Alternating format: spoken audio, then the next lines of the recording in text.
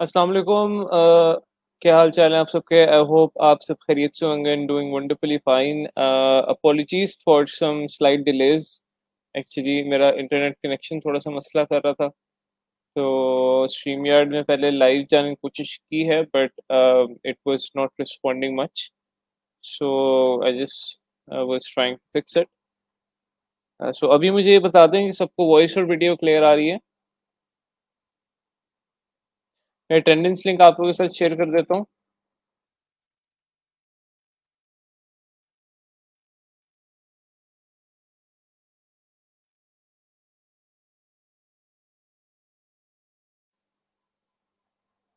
अल्हम्दुलिल्लाह, I am fine. How are you?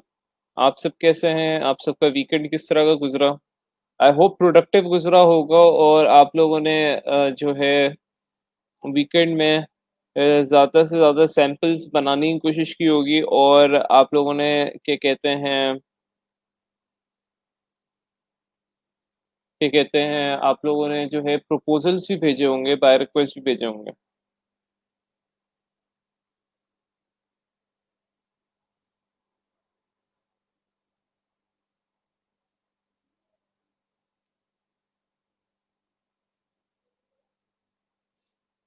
सो आप लोग जो है प्लीज़ अटेंडेंस फिल आउट कर लें। आज का जो हमारा टॉपिक है वो काफ़ी ज़्यादा इम्पोर्टेंट है, and it's about communication in freelancing.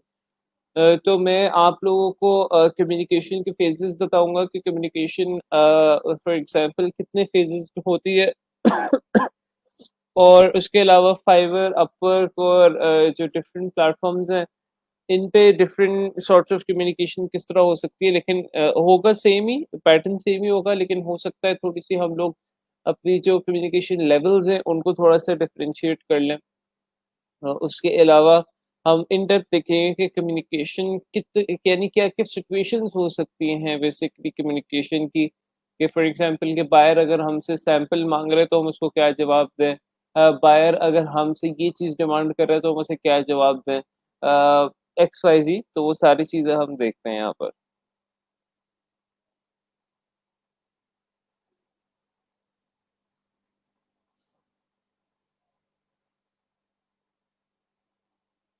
तो आज का हमारा टॉपिक है rules of communication in freelancing.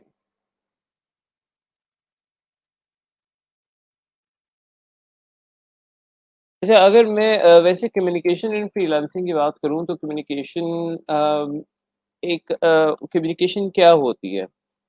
Communication is the most essential thing when it comes to influencing other persons या other customers mind. For example, brands बहुत ज़्यादा इसको follow करते हैं कम्युनिकेशन के एस्पेक्ट को। आप देखते हैं कि for example there are some big brands like Apple, यानी वो कम्युनिकेट करता है कि they're the best in the market when it comes to tech gadgets. For example like iPad हो गया उनका, मैकबुक हो गया उनका, आईफोन हो गया। मतलब वो कहते हैं कि हम लोग सबसे ज़्यादा जो यूनिक है, हम लोग सबसे ज़्यादा जो है एक्स्ट्रा ऑर्डिनरी सर्विसेज प्रोवाइड करते हैं, और उसके वो उस पे पैसे भी चार्ज करते हैं। लेकिन अगर थोड़ा सा अगर हम balance as a customer balance out करें, तो एक आईफोन में और एक सैमसंग के फ़ोन को आप यूज़ करने में सिर्फ एक फ़ील का फ़र्क है। और वो फ़ील जो है आईफ़ोन ने खुद जनरेट की हुई है बाय देयर कम्युनिकेशन। उन्होंने अपनी ब्रांडिंग कम्युनिकेशन के थ्रू इस तरह की हुई है, कोई भी कस्टमर तैयार है आईफ़ोन के लिए 2 लाख भरने के लिए। जबकि वही सारे फीचर्स आप किसी 30,000 वाले फ़ोन में भी ले सकते हैं, लेकिन वो उन्होंने आपके माइंड में ऐसी कम्युनिकेशन करके जो है ना एक वैल्यू क्रिएट कर दी है। क्या क्रिएट कर दी है? ये लफ्ज़ मैं बार-बार यूज़ करूँगा इसमें, वैल्यू क्रिएट कर दी है। नाउ वैल्यू क्या होती है? वैल्यू ये होती है फॉर एग्ज़ाम्पल, अब वैल्यू जो है ना सब्जेक्टिव होती है। लाइक फॉर एग्ज़ाम्पल अभी आईफ़ोन है, आईफ़ोन की वैल्यू आप लोग के माइंड में क्यों इतनी ज़्यादा है? बिकॉज़ उनकी कंपनी ने उसकी वैल्यू क्रिएट की है। ये नहीं कि इसमें फीचर्स बहुत ज़्यादा हैं या एक्स्ट्राऑर्डिनरी हैं। ये नहीं कि आईफ़ोन को यूज़ करो तो आईफ़ोन वो ट्रांसफ़ॉर्मर्स की तरह रोबोट बन जाता है और हमें उड़ा के ले भी जाता है। तो ऐसा कुछ भी नहीं है। वो सिर्फ़ एक मोबाइल फ़ोन है, लेकिन उन्होंने एक वैल्यू उसकी क्रिएट की हुई है। इसी तरह फॉर एग्ज़ाम्पल अब मैं अभी देख रहा था कि लाइक फॉर एग्ज़ाम्पल एक नाइकी का ओल्ड शू है, ठीक है? वो किसी ने फॉर एग्ज़ाम्पल लिया जो सबसे पहले बना था, वो किसी ने लिया तकरीबन $50,000 यूएस। अब बंदा सोचे कि क्या वो एक फटा पुराना नया जो पुराना जूता जो था वो $50,000 यूएस का था? नहीं। लेकिन उसकी वैल्यू क्रिएट कर दी गई थी कस्टमर के माइंड में कि इसकी वैल्यू इतनी ही है बिकॉज़ क्या कहते हैं वो एक पायनियर जूता था, सबसे पहले बनाया गया था, तो उसकी एक वैल्यू क्रिएट कर दी कि ये एक एंटीक प्रोडक्ट है, तो उसकी वैल्यू इतनी ही है। तो वैल्यू जो है ना, वो हमेशा आप क्रिएट करते हैं क्लाइंट के माइंड में। आप एज़ अ ब्रांड आपका जो बिज़नेस है फॉर एग्ज़ाम्पल आप अगर इस तरह बेचोगे कि अच्छा सर ठीक है, मैं आपको कम से कम फॉर एग्ज़ाम्पल डिफरेंट वो होते हैं ना, ये डिफरेंट सिनेरियोज़ होते हैं।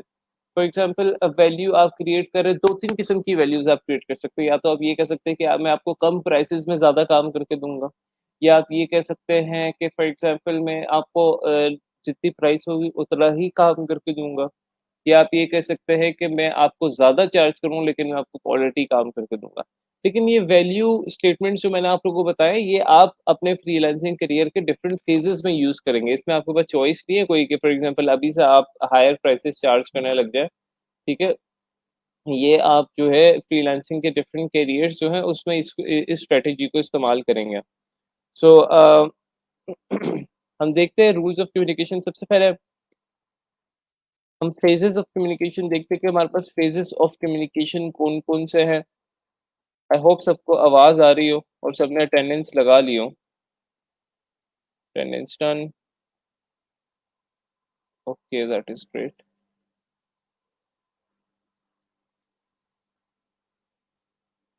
अच्छा, मैंने आप लोगों से एक चीज़ शायद आप लोगों को इन्फॉर्मेशन हो जाए कि बेसिकली आप लोगों के शायद नहीं, मैं आप लोगों को कन्फर्म कर दूंगा कि आप लोगों के तकरीबन 15 जनवरी को जो है आप लोगों के बेसिकली यानी इस 15 जनवरी को आप लोगों का सेशन ख़त्म होना था, लेकिन आप लोगों का अब सेशन एक्सटेंड कर दिया गया है बाय 29।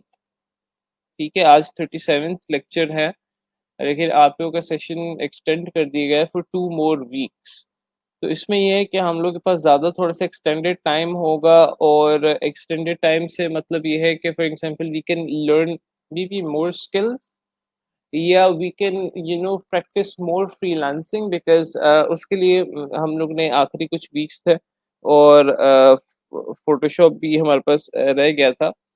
तो आखिरी कुछ 12-13 लेक्चर्स रह गए हैं।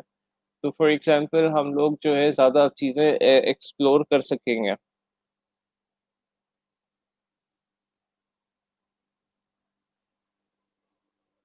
So let's see phases of communication की अगर मैं बात करता हूँ,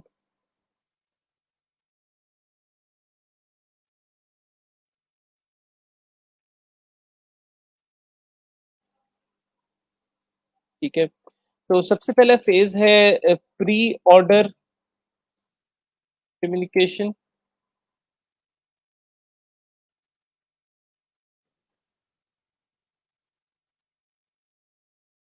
ठीक है, pre order communication. Now what is pre order? Pre order से मतलब है ऑर्डर से पहले, ठीक है?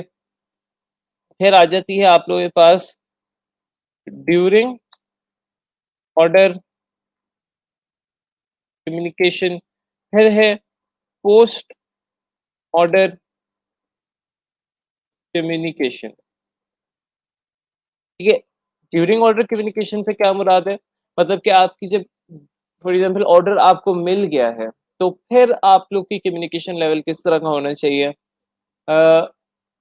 पोस्ट ऑर्डर का मतलब है कि आपका ऑर्डर कंप्लीट हो गया है, फिर भी आपकी कम्युनिकेशन किस तरह उसके बाद होनी चाहिए। यानी ये भी बहुत इंपॉर्टेंट है। यानी बहुत से ब्रांड्स बड़े इसलिए बनते हैं बिकॉज वो पोस्ट परचेज सर्विस पे बिलीव रखते हैं कि बंदे ने कब परचेज किए, तो ये नहीं कि फॉर एग्जाम्पल जिस तरह ई रोजगार है, ई रोजगार पोस्ट परचेज सर्विस पे बहुत ज़्यादा बिलीव करता है। बिकॉज हम लोग जब हमारे फॉर एग्जाम्पल वो जाते हैं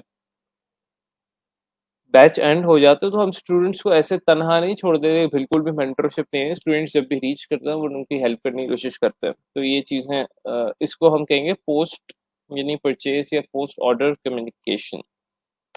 सो हम लोग देखते हैं कि for example number 1 pre order communication में हमारी सिचुएशंस क्या-क्या हो सकती हैं, क्या कहते हैं कम्युनिकेशन की किस-किस किस्म की सिचुएशंस हो सकती है और उसको हम थोड़ा-सा एनालाइज़ करते हैं। तो let's just study pre order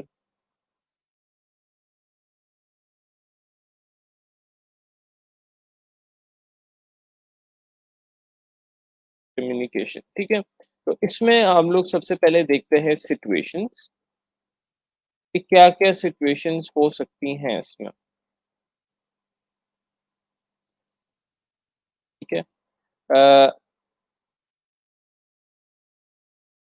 number 1 for example मैं यहाँ पर कलर्स में चेंज कर दूँ। नंबर 1 सिचुएशन हो सकती है कि आप फॉर एग्जांपल यानी प्री ऑर्डर कम्युनिकेशन, ऑर्डर से पहले की कम्युनिकेशन। नंबर 1 सिचुएशन यही होती है कि यू गेट एन इनबॉक्स, आपको एक इनबॉक्स मिलता है, ठीक है?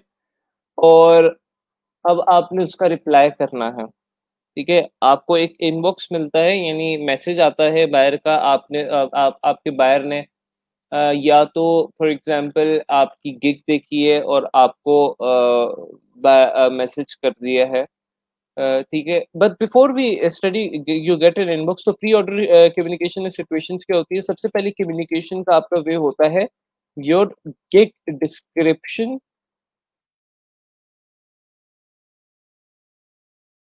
And your profile description.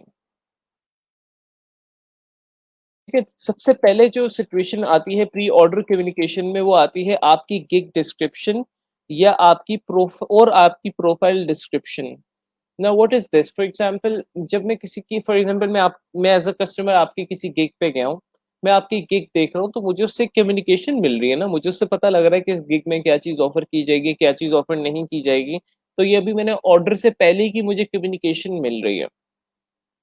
सबसे पहले एक चीज़ होती है प्री ऑर्डर कम्युनिकेशन में, एक ये सिनेरियो होता है कि आप अपनी गिग डिस्क्रिप्शन और अपनी प्रोफाइल डिस्क्रिप्शन की मदद से बेसिकली उसको कम्युनिकेट कर रहे होते हो कि आप किस चीज़ में ज़्यादा काम कर रहे हैं, किस चीज़ में आपकी ज़्यादा स्किल्स वैल्यूएबल है, इस गिग में क्या चीज़ आप ऑफ़र कर रहे हैं, किन-किन इंडस्ट्रीज़ को ऑफ़र कर रहे हैं। तभी मैं आपको कहता हूँ कि आपने अपनी फॉर एग्ज़ाम्पल जो गिग की प्रोफाइल है उसको एसईओ फ्रेंडली रखना है, उसमें अपने स्किल्स और उसमें प्लेटफ़ॉर्म्स वगैरह मेंशन करने हैं। अपनी जो गिग डिस्क्रिप्शन है उसको एसईओ फ्रेंडली रखना है, उसमें इंडस्ट्री, स्किल्स, रेलेवेंट कीवर्ड्स ज़रूर मेंशन करने हैं ताकि क्लाइंट को पता लगे कि भई ये मुझे प्रोवाइड क्या कर रहा है इसमें। ठीक है? तो वो आपकी सबसे पहले सिचुएशन होती है यानी प्री ऑर्डर कम्युनिकेशन की, और उसमें हमने करना क्या होता है, just make descriptions SEO friendly. सबसे पहले आप एसईओ फ्रेंडली बनाएँ, clearly mention what will you provide in the gig? Do not spam the description with keywords. ये मैं आप लोग को ये तो कम्युनिकेशन के फेज़ में आप लोगों को काफ़ी दफ़ा बता चुका हूँ कि भई आप लोगों ने डिस्क्रिप्शन किस तरह रखनी है, एसईओ फ्रेंडली रखनी है, या मेंशन क्लियरली करना है क्या आप प्रोवाइड करेंगे गिग में, और ये स्पैम नहीं करने कीवर्ड्स को, यानी आप लोगों ने सेंटेंस स्ट्रक्चर बनाना है और फिर उसपे कीवर्ड्स एंटर करने हैं, स्पैम कुछ ऐसे नहीं करना।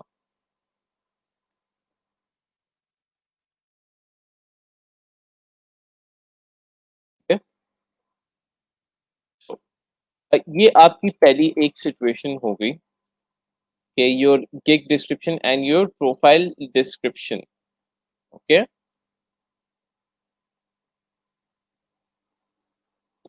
नंबर सेकंड की अगर मैं बात करूं तो वो होता है your for example your proposal या your bye request.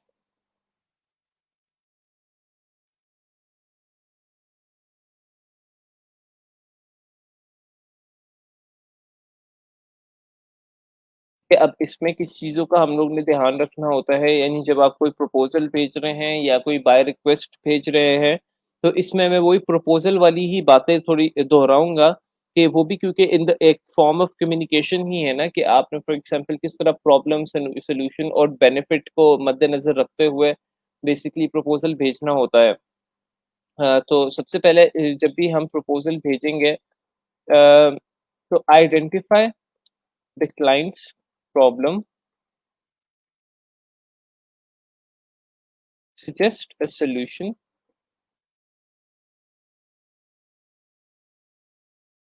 and explain that in benefits, यानी उसको बेनिफिट्स के तौर पे एक्सप्लेन किया जाए कि ये वही आइडिया प्रॉब्लम सॉल्यूशन और बेनिफिट्स वाला जो फॉर्मूला आप लोग को याद होगा मैंने आप लोग को बताया था। सबसे पहले आपने आइडेंटिफाई करनी है क्लाइंट्स की प्रॉब्लम उस प्रोजेक्ट पर, फिर उसका सॉल्यूशन सजेस्ट करना है और explain that solution in benefits. Number one चीज तो आप लोग ने ये करनी है। नंबर सेकंड चीज आप लोग ने ये करनी है कि आप लोग इस कम्युनिकेशन में यू कैन आस्क क्वेश्चंस। ठीक है, आस्क रेलिवेंट क्वेश्चंस, आप क्वेश्चंस पूछ सकते हैं। ठीक है, आस्क रेलिवेंट क्वेश्चंस, ये एक बड़ा इंपॉर्टेंट कम्युनिकेशन का सिनेरियो होता है। अ, इसमें अब ये है कि मैं डूज एंड डोंट साथ साथ ही बता रहा हूँ। Do not keep saying that I can do it, but explain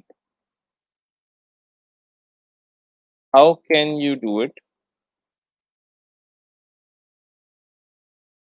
where will you do it, then how it will benefit the client। तो ये अब ये भी मैं बार बार बात दोहराता हूँ कि आप लोगों ने बेसिकली जब भी फॉर एग्जांपल प्रपोजल लिखना है या कोई भी बाय रिक्वेस्ट को रिस्पॉन्ड करना है, तो आप लोगों ने बस ये नहीं कहते रहना oh sir I can do it, I am the best candidate for this. अब मैं किसी जॉब पे जा रहा हूँ फॉर एग्जांपल, तो जॉब वालों को कहेंगे भाई आप क्यों रखे हैं इस जॉब पे, सर मैं बहुत अच्छा हूँ, मैं ये काम कर सकता हूँ। भाई जब तक मैं एक्सप्लेन नहीं करूंगा कि फॉर एग्जांपल मैं उनकी कंपनी को 5 सालों में इतना प्रॉफिट दूंगा या इतना सेल्स दूंगा या इस तरह सेल्स दूंगा, या क्या मैं अपनी टेक्निक सप्लाई करूंगा तो सेल्स दूंगा, बेशक वो आप चीज इतनी ज्यादा इफेक्टिव ना भी हो, लेकिन अगर आप उसको थोड़ा सा इन डेप्थ जाके डिस्कस करते हैं तो क्लाइंट के माइंड में ये चीज आती है कि दिस बायर यानी ये जो सेलर है ये इसके माइंड के अंदर कैपेबिलिटी है कि ये सोच सकता है, ये ब्रेनस्टॉर्म कर सकता है, ये सॉल्यूशंस डिस्कस कर सकता है, ये उसके बेनिफिट्स डिस्कस कर सकता है और ये मुझे बता सकता है ढूंढ करके मेरे लिए क्या चीज वैल्यूएबल है। रादर के एक ऐसा बायर जो सिर्फ ये कहे जा रहा है कि I can do it, I can do it, I can do it. मैं किसी का जॉब इंटरव्यू कर रहा हूँ, वो जो जो कहता जाएगा ना आई कैन डू इट, और मुझे एक्सप्लेन नहीं करेगा कि how he will do it, why he will do it and what impact it will have on our company.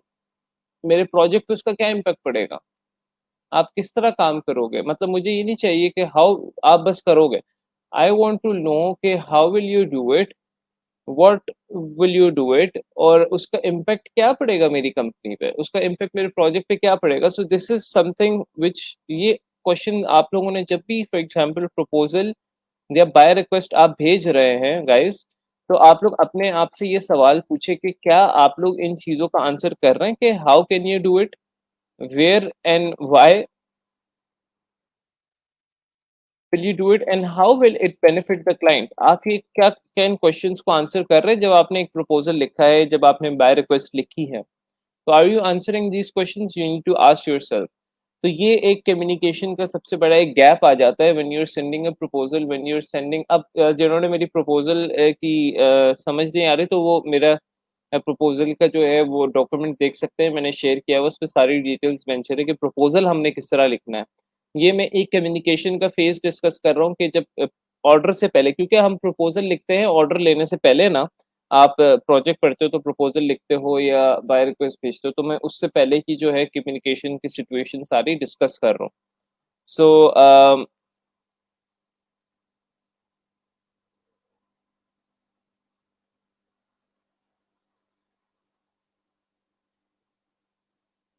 I hope यहाँ तक आप लोगों को क्लियर होगा, ये एक सिचुएशन है। एक और सिचुएशन ये है, obviously you get an inbox.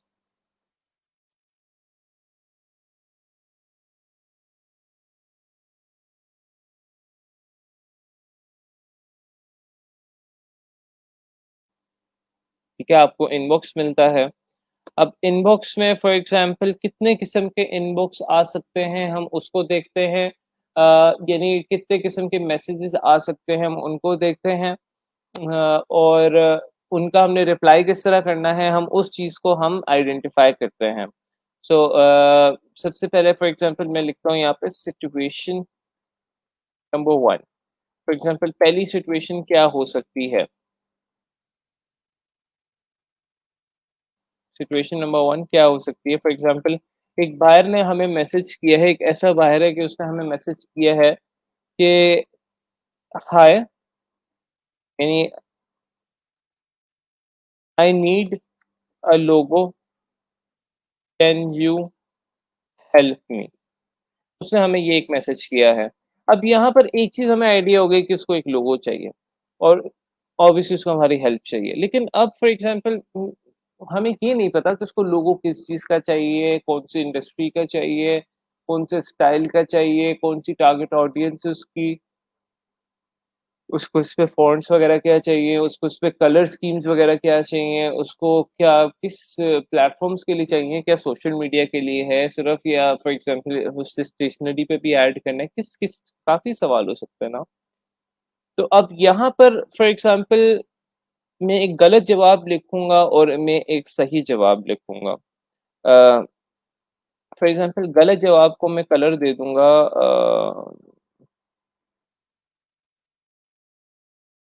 गलत जवाब को मैं कलर दे देता हूँ।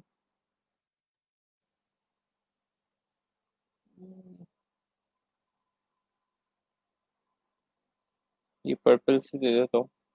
फॉर एग्ज़ाम्पल गलत जवाब है जी, hello, I read your message, I can surely do your logo, please place an order so we can start. ठीक है, रिप्लाई हो गया। दूसरा रिप्लाई जो सही रिप्लाई है उसको मैं हरा कलर दे देता हूँ। Hello, thank you for reaching me out, I can help you with your logo, but can you share me what is the logo about? ठीक है, वो इसका रिप्लाई करेगा। अच्छा, जो कुछ क्लाइंट्स ना इस तरह के होते हैं, कि जिस तरह कोई मैसेजिंग में लोग नहीं होते, वो एक-एक मैसेज का रिप्लाई करते, यानी एक-एक वन लाइनर रिप्लाई करते हैं, और बड़े-बड़ी फॉर एग्ज़ाम्पल कुछ सवालात भी होंगे तो एक-एक लाइन टाइप करेंगे, और कुछ लोग होते हैं पूरे-पूरे पैराग्राफ टाइप्स कर देते हैं। तो फॉर एग्ज़ाम्पल ये थोड़ा-सा आप लोग ने भाँपना है इस चीज़ को कि फॉर एग्ज़ाम्पल ये बायर किस तरह का है, किस तरह के फॉर एग्ज़ाम्पल टाइपिंग किस तरह की कर रहा है। जिस तरह में लोगों को आइडिया हो जाता है ना किस तरह की टाइपिंग करता है बंदा। तो अब इससे मुझे आइडिया हो रहा है कि मुझे लगता है कि ये जो है ना सिर्फ़ सिंगल लाइनर्स ही टाइप करेगा, क्योंकि उसने मैसेज भी वही किया है। तो इससे मैं पहले एक सवाल पूछूँगा कि what is the logo about? For example नहीं, what is the logo about, what business is the logo for? एक सवाल पूछा ना मैंने, व्हाट बिज़नेस और industry is the logo for? For example वो मुझे जवाब देता है, for example the logo is for a real estate industry. ठीक है, उसने मुझे जवाब दिया। अब मैं उसे रिप्लाई करता हूँ जी, alright, can you share what is the target audience? What is the audience you are targeting? भी मेरी उससे कम्युनिकेशन हो रही है, वन बाय वन मैं सवाल पूछ रहा हूँ। अब इसमें देखिए मैंने एक चीज़ ये नहीं की कि मैं अब जो मेरे माइंड में देखिए जब आप किसी का लोगो बनाना होता है तो आपके माइंड में क्या-क्या क्वेश्चन्स होते हैं, कि भई ये किस बिज़नेस के लिए, किस इंडस्ट्री के लिए है, किस फॉर एग्ज़ाम्पल कलर स्कीम में आपको चाहिए, किस फ़ॉन्ट स्टाइल में चाहिए, किस प्लेटफ़ॉर्म के लिए चाहिए, जो मैंने अभी क्वेश्चन्स आपको बताया। अगर फॉर एग्ज़ाम्पल कोई और चीज़ हो, फ्लायर हो, ब्रोशर हो, तभी आप ये चीज़ें पूछेंगे कि भई फ्लायर की थीम क्या है, उसमें कंटेंट क्या ऐड करना है, क्या कलर स्कीम ऐड करनी है, स्टाइल क्या रखना है, वही सारी रिक्वायरमेंट्स वाले आप question. By the way requirements आपको जितनी मैंने शेयर की हैं, टी-शर्ट की, फ्लायर की, ब्रोशर की, ईच एंड एवरी टॉपिक, उसको आप एक दो दफ़ा इस कम्युनिकेशन के को अपनी पक्की करने के लिए उन रिक्वायरमेंट्स को आप लोग ज़रूर थोड़ा-सा ज़हन में बिठा लें, बिकॉज़ आप लोग के सवालों में वो रिक्वायरमेंट्स रिफ्लेक्ट करनी चाहिए, बिकॉज़ आप लोगों को पता होना चाहिए कि आप लोगों ने अगर फॉर एग्ज़ाम्पल किसी ने फ्लायर का आप लोगों को काम दिया, तो आप उससे अगर उसने डिटेल इतनी नहीं प्रोवाइड की, तो आपको पता होना चाहिए कि हम लोगों ने क्या क्वेश्चन्स पूछने हैं। और वो आप लोगों को तभी पता होंगे जब आप लोग को रिक्वायरमेंट्स आप लोग के माइंड में बैठी होंगी। तो अब मैं उससे वन बाय वन जो है ना मैसेजिंग कर रहा हूँ और मुझे वो आंसर देगा। फॉर एग्ज़ाम्पल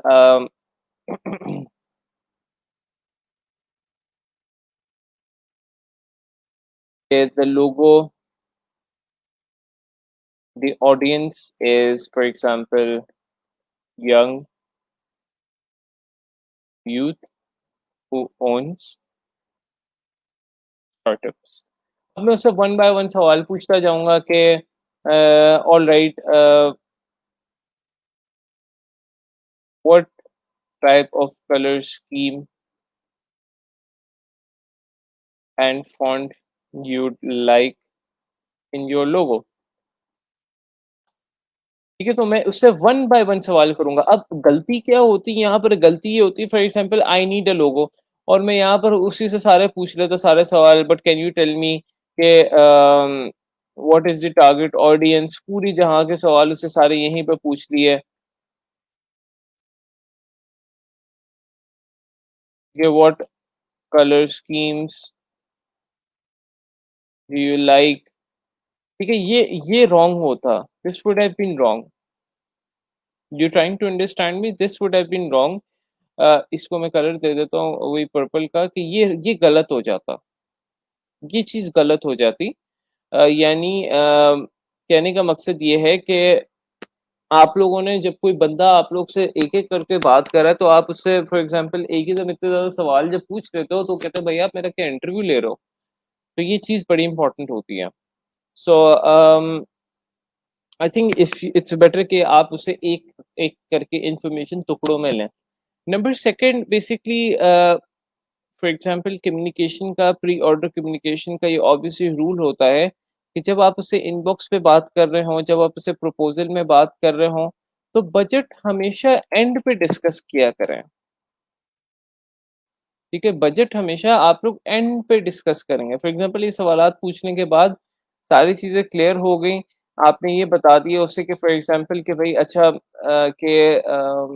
उसे हमें ये बता दिया उसको कलर स्कीम क्या चाहिए, उसे ये भी बता दिया कि फॉर एग्ज़ाम्पल उसको किस तारीख को लोगो चाहिए। जब ये सारी चीज़ें फाइनलाइज़ हो जाए तो फिर बजट पे आप लोग ने आकर बात करनी है। और बजट से रिलेटेड क्या डिस्कशंस हो सकती हैं, उसको भी मैं फॉर एग्ज़ाम्पल डिस्कस करता हूँ। फॉर एग्ज़ाम्पल हम लोग सवाल कर रहे हैं यहाँ पर, हमने सारी चीज़ें क्लियर हो गई, तो अब हमने डिस्कस करना है बजट को। अब 2 सिचुएशंस हो सकती हैं फॉर एग्ज़ाम्पल, या तो क्लाइंट आपको खुद बता देगा my budget is, for example my budget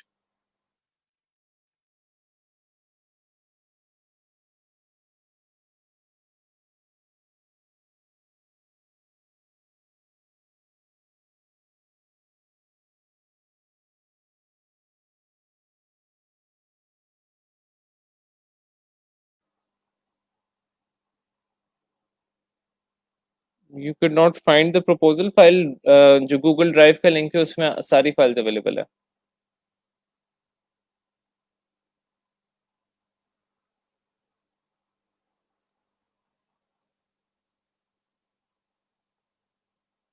okay.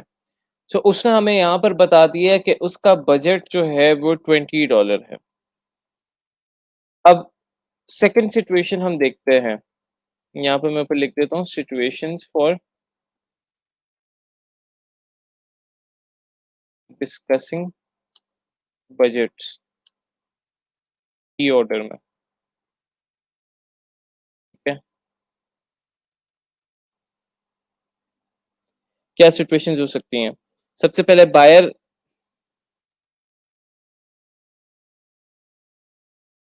Shares his budget, for example buyer कहता है माय बजट इज $20। तो फिर आप उसको आपने उसे जवाब देना होता है कि is it okay for you या is it not okay for you, is it less for you. अगर फॉर एग्जांपल काम बहुत ज्यादा है और वो बजट बहुत कम कोट कर रहा है, तो आप उसे एक्सप्लेन करेंगे कि वो जो बजट कोट कर रहा है वो बहुत ज्यादा कम है। अगर काम ओके है और उसने बजट भी ओके कोट किया है, तो फिर आप उसका रिप्लाई कर सकते हैं। ठीक है, तो यहाँ पर देखें, if budget is less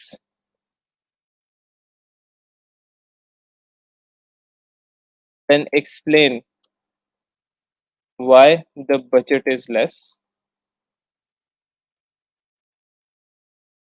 how much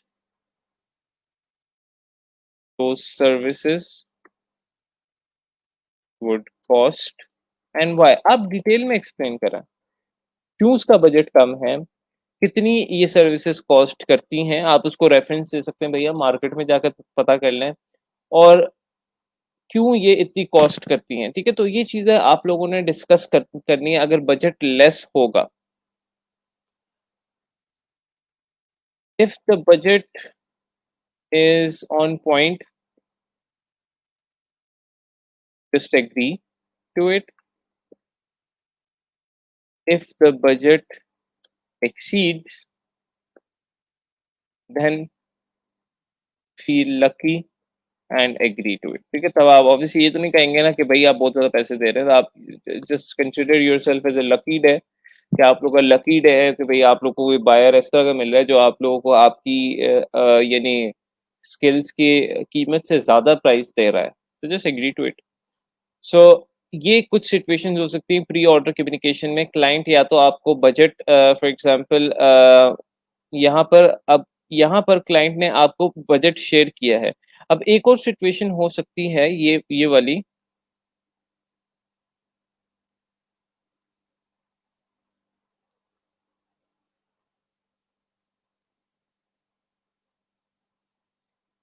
कि बायर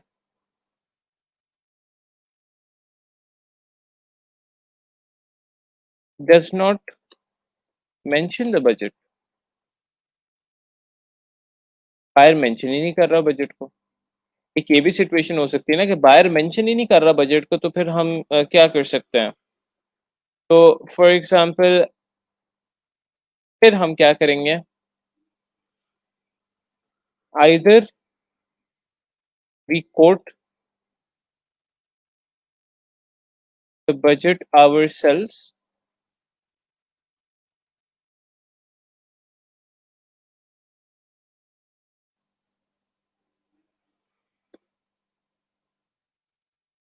और ask the buyer how much is his budget. अच्छा, अब ये दो मुख्तलिफ सिचुएशंस हैं। जो आपने कब कोट करना है बजट खुद से, और आप कब बायर से खुद पूछेंगे। फॉर एग्जांपल अगर आप लोगों को बायर लग रहा है कोई सीरियस टाइप, कोई इस तरह का, फॉर एग्जांपल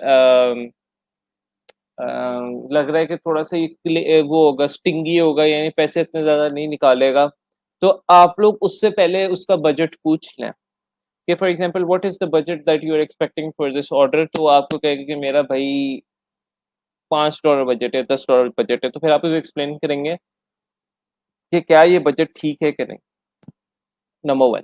नंबर टू ये है कि फॉर एग्जांपल आपने कब कोट करना है बजट, जब वो आपसे, इसको जरा करेक्ट कर दूं,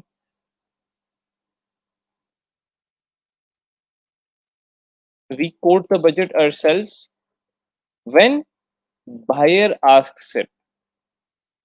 फॉर एग्जाम्पल आपसे बायर ने पूछा कि भाई व्हाट इज द बजट, आपका कोट क्या है, आपकी फी क्या है इस सारे काम के लिए, तो फिर आप उसको अपना बजट एक्सप्लेन करते हो। तो वो चीज़ हमेशा आपने एंड पे रखनी होती है। तो आपसे 2 सिचुएशंस हो सकती हैं। एक सिचुएशन ये कि बायर आपसे पूछ ले और आप बजट बता दो कि भई इतना बजट हो सकता है, या दूसरी सिचुएशन ये हो सकती है कि बायर कुछ बिल्कुल चुप है, नहीं बता रहा, नहीं पूछ रहा, तो आप उससे सवाल कर लें कि what is your budget for this project? लेकिन आप खुद से ये ना बता दें आउट ऑफ नोवेयर कि भाई इस प्रोजेक्ट का बजट जो है वो $20 या $30 होगा। पहले उससे ज़रा उसकी देखें, कम्युनिकेशन ना टू वे होनी चाहिए। इस तरह टू वे होनी चाहिए कि बायर को ऐसा ना लगे कि हम उस पे ये बजट थोप रहे हैं। बात की समझ आ रही है? क्लाइंट यानी फ्रीलांसर्स ये गलती करते हैं, वो बजट थोप देते हैं और कहते हैं भाई ऑर्डर प्लेस कर दो। Please place an order, please place an order, please place an order. भाई इस तरह नहीं होता। आप लोग थोड़ा तहम्मुल के साथ, सब्र के साथ उसके माइंड से थोड़ा हमने प्ले करना होता है कि for example if he is not asking तो हम पूछ लेते हैं, कोई मसला नहीं है, हम पूछ लेते हैं भई कितना बजट आपका है? अगर वो कम बजट बताता है तो हम उसे एक्सप्लेन करेंगे फिर भई ये कम बजट क्यों है? अगर वो ज़्यादा बजट बताता है तो फिर ये वाली सारी सिचुएशंस आप लोगों के पास आ जाएँगी। लेकिन इस सिचुएशन में ये है कि buyer does not mention his budget, और यहाँ पर सिचुएशन है कि बायर ने खुद ही मेंशन कर दिया था। तो यहाँ पर है कि buyer does not mention his budget, तो हम लोग कोट कर देते हैं बजट, अगर बायर आस्क करता है, और हम लोग बायर से फिर आस्क करते हैं कि उसका बजट क्या है, ठीक है? हम लोग लेकिन उस पे जानबूझ के नहीं थोपते। For example we do not forcefully uh, assign our budget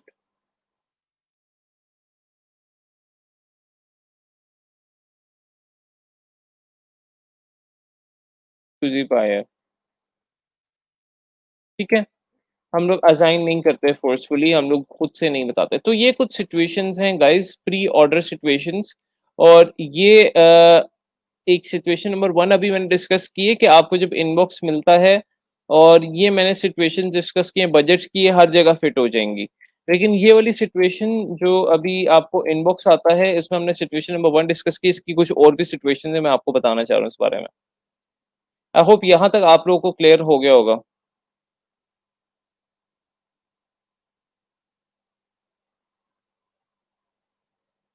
so target audience से हम क्या सिनेरियो ला सकते हैं? टारगेट ऑडियंस से ये हो जाएगा कि हमें आइडिया हो जाता है कि बेसिकली उसकी टारगेट ऑडियंस क्या है। फॉर एग्जांपल उसके यंग इन्वेस्टर्स हैं, तो हम लोग ये सिनेरियो ला सकते हैं कि हमारा लोगो मॉडर्न हो सकता है, हमारा लोगो रिफ्रेशिंग हो सकता है, हमारा लोगो इनोवेटिव हो सकता है।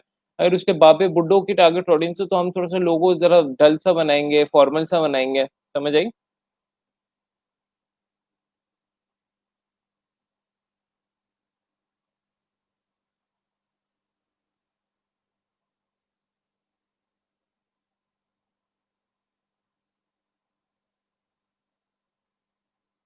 सो अब डिस्कस करते हैं, इनबॉक्स की ही हम बात कर रहे हैं अभी। सिचुएशन नंबर 2 हम डिस्कस करते हैं कि इनबॉक्स में आप लोगों को अगर सिचुएशन नंबर 2 आ जाए है, तो वो क्या हो सकती है? ये जो बजट वाली डिस्कशन है, ये आप फॉर एग्जांपल इनबॉक्स की किसी भी सिचुएशन पे लगा सकते हैं। आप बेशक इसको एंड पे मैं टाइप कर दूँगा। अभी आप समझे कि बस हम सिचुएशन 1 से सिचुएशन 2 पे जा रहे हैं। अब सिचुएशन 2 में क्या हो सकता है कि फॉर एग्जांपल इसका नाम यहाँ पे सिचुएशन नम का 1 का रख देते हैं।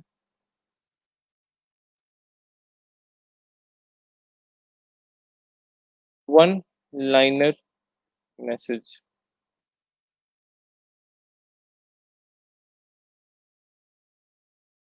बायर जो है वो वन लाइनर मैसेजेस जो है वो करता है। इसमें ऐसे ही था ना, एक एक मैसेजेस कर रहा था, एक एक लाइन पे, यानी उसको फिर हम रिप्लाई भी एक एक लाइन का ही कर रहे थे। और ये रिप्लाई मैंने बताया कि ये गलत है, यानी purple is the wrong one. जो कि फॉर एग्जांपल जिसमें हम उसको कह रहे हैं भाई पहले ही कह दीजिए बस ऑर्डर प्लेस कर दो, ऑर्डर प्लेस कर दो, ऐसा नहीं है।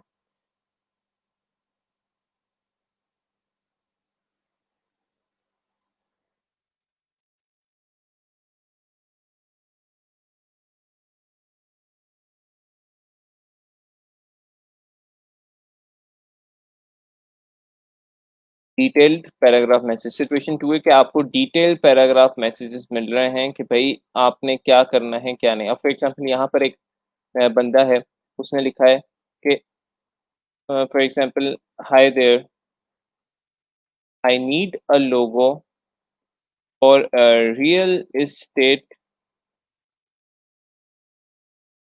company named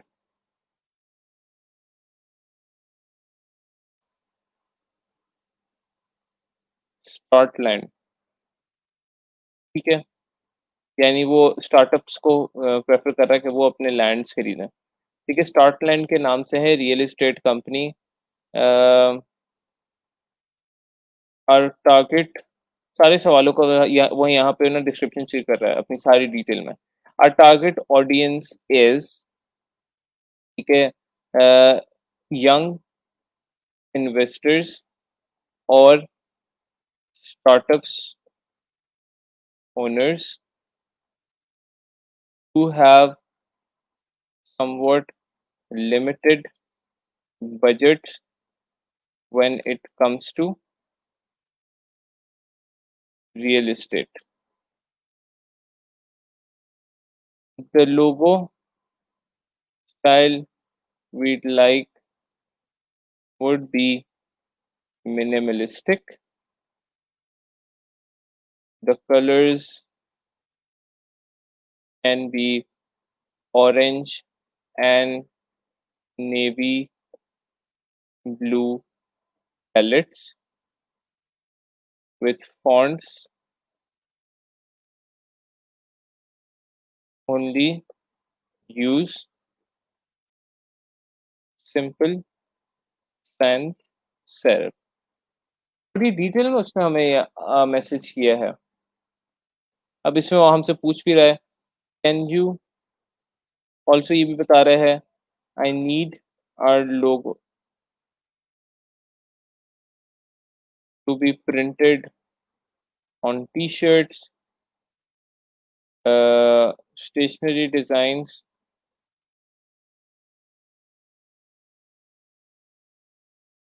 and also used on social media and website. Can you quote me what would be the budget of this work? अब इतना आपको डिटेल में पैराग्राफ आया है।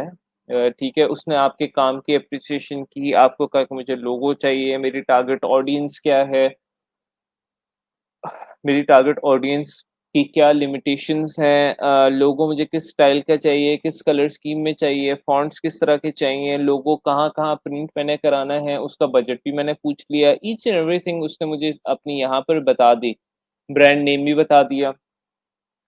अब इसका हम लोगों ने गलत तरीका क्या होगा रिप्लाई करने का? Let's see.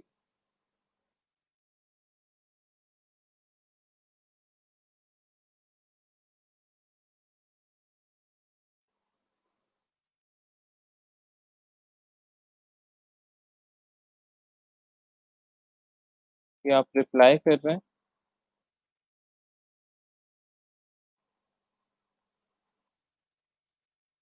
इसका जब आप रिप्लाई करेंगे तो इसका गलत तरीका यही होगा रिप्लाई करने का, जो यहाँ पर हम लोग ने लिखा था। Hello, I read your message. I can surely do your logo. Please place an order so we can start. This is the worst message that you can send to any buyer जिसने बेचारे ने इतनी मेहनत लगा के इतनी detail में इतनी सारी डिटेल लिखी है और आप उसे क्या कह रहे हैं कि अच्छा ठीक है मैं आपका ये बना लूंगा, आप बस मुझे ऑर्डर प्लेस कर दें सर और बाकी जिंदगी सेट है फिर।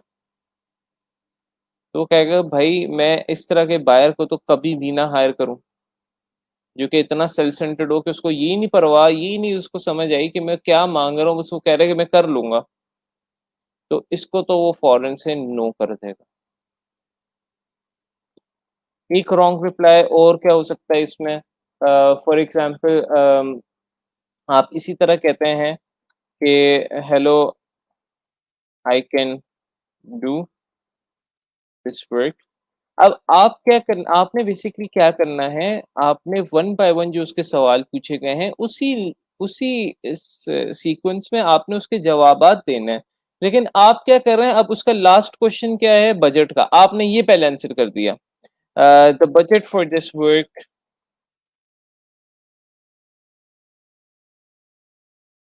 would be 100 USD। अब वो पहले ही आपका जो है ना पढ़ के ही परेशान हो गया कि भाई अभी तो ये तो 100 USD का बेच रहा है। अब फिर आगे वो पढ़ेगा ही नहीं कुछ। आपने आगे जो आइडियाज वगैरह जो भी शेयर किया हुआ है, for example I can do this logo, what ever जो आप लोग ने आइडिया वगैरह शेयर किया हुआ है, आप लोग का वो पढ़ेगा ही नहीं। तो अगर आपके क्वेश्चंस के आंसर की सीक्वेंस, वैसे भी मैंने आप लोग को कहा है कि बजट आप लोग ने हमेशा एंड पे डिस्कस करना है, और आप लोग ने बजट ही शुरू में डिस्कस कर दिया, वो बेचारा वही डर के भाग गया, वो अब उसको वो आपके पास नहीं आएगा। Another bad thing would be, आप इस तरह का मैसेज देखकर अक्सर स्टूडेंट्स हो जाते हैं, डर जाते हैं। स्टूडेंट्स डर जाते हैं, स्टूडेंट को समझ नहीं आती कि हम क्या जवाब दें, हाथ पाँव फूल जाते हैं, समझ नहीं आ रही कि क्या जवाब दें। ठीक है, तो स्टूडेंट जो है reply after 2 hours,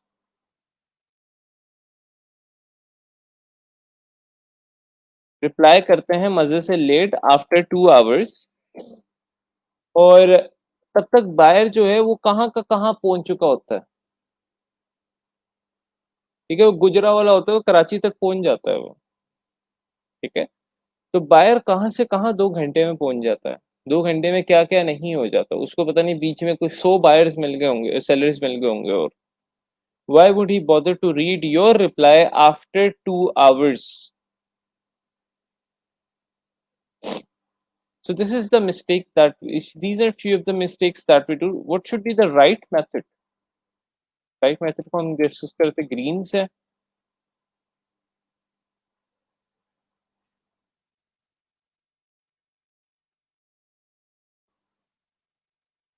hello, thank you for reaching me out. आपने शुक्रिया, आपने रीच किया।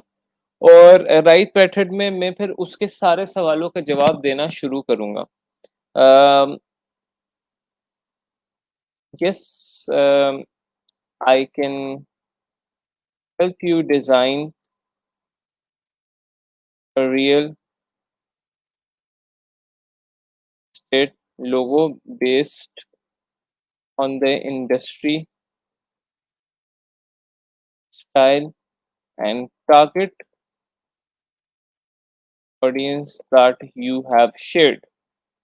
मैंने उसको एक्नॉलेज किया है, मैंने उसको एक्नॉलेज किया कि मैं आपकी हेल्प ज़रूर कर सकता हूँ बेस्ड ऑन द इंफॉर्मेशन जो आपने इंडस्ट्री मुझे प्रोवाइड की है, टारगेट ऑडियंस प्रोवाइड किए है, स्टाइल के बारे में बताया है, जो सारी चीज़ें मुझे बताई हैं उस हिसाब से मैं आपका लोगो बिल्कुल बनाऊंगा। अब मैं यहाँ पर डिस्कस करूंगा कि उस अब ये एग्जैक्टली जिस तरह हम प्रपोजल नहीं लिखते, इस तरह के आपको मैसेजेस आते हैं, फिर आपने उसका जवाब देना होता है, लाइक अ प्रपोजल। आपने इस तरह का प्रपोजल में आइडेंटिफाई करना होता है प्रॉब्लम सोल्यूशन बेनिफिट फॉर्मूले के हिसाब से। यानी इस पे आइडेंटिफाई कर दिया प्रॉब्लम, यानी प्रॉब्लम भी हो सकती है, लिमिटेशन भी हो सकती है, रिस्ट्रिक्शन भी इसको हम कह सकते हैं। तो क्या कोई बता सकता है कि इस में प्रॉब्लम क्या है? जरा गौर से पढ़ें इसे, और कोई बता सकता है कि इसमें प्रॉब्लम क्या है इस मैसेज में?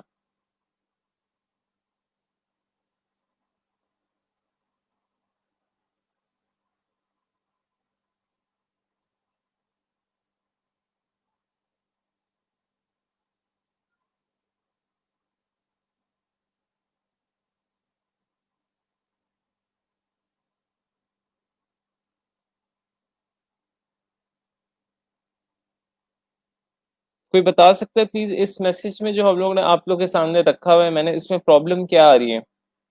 क्या प्रॉब्लम है बायर के नजर में? आप बायर को क्या मसला आ रहा है इसमें? What is the limitation, what is the problem?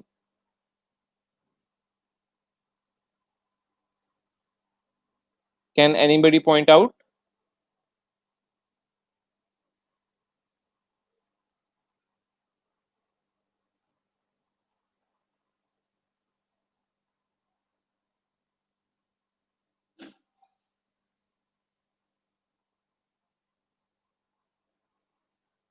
Hello, सबको आवाज आ रही है? Budget is the problem, okay, और क्या हो सकती है?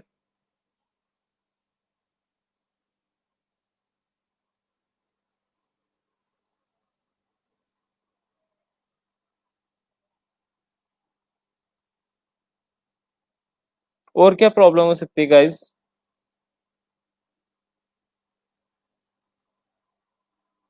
दोबारा से देखें।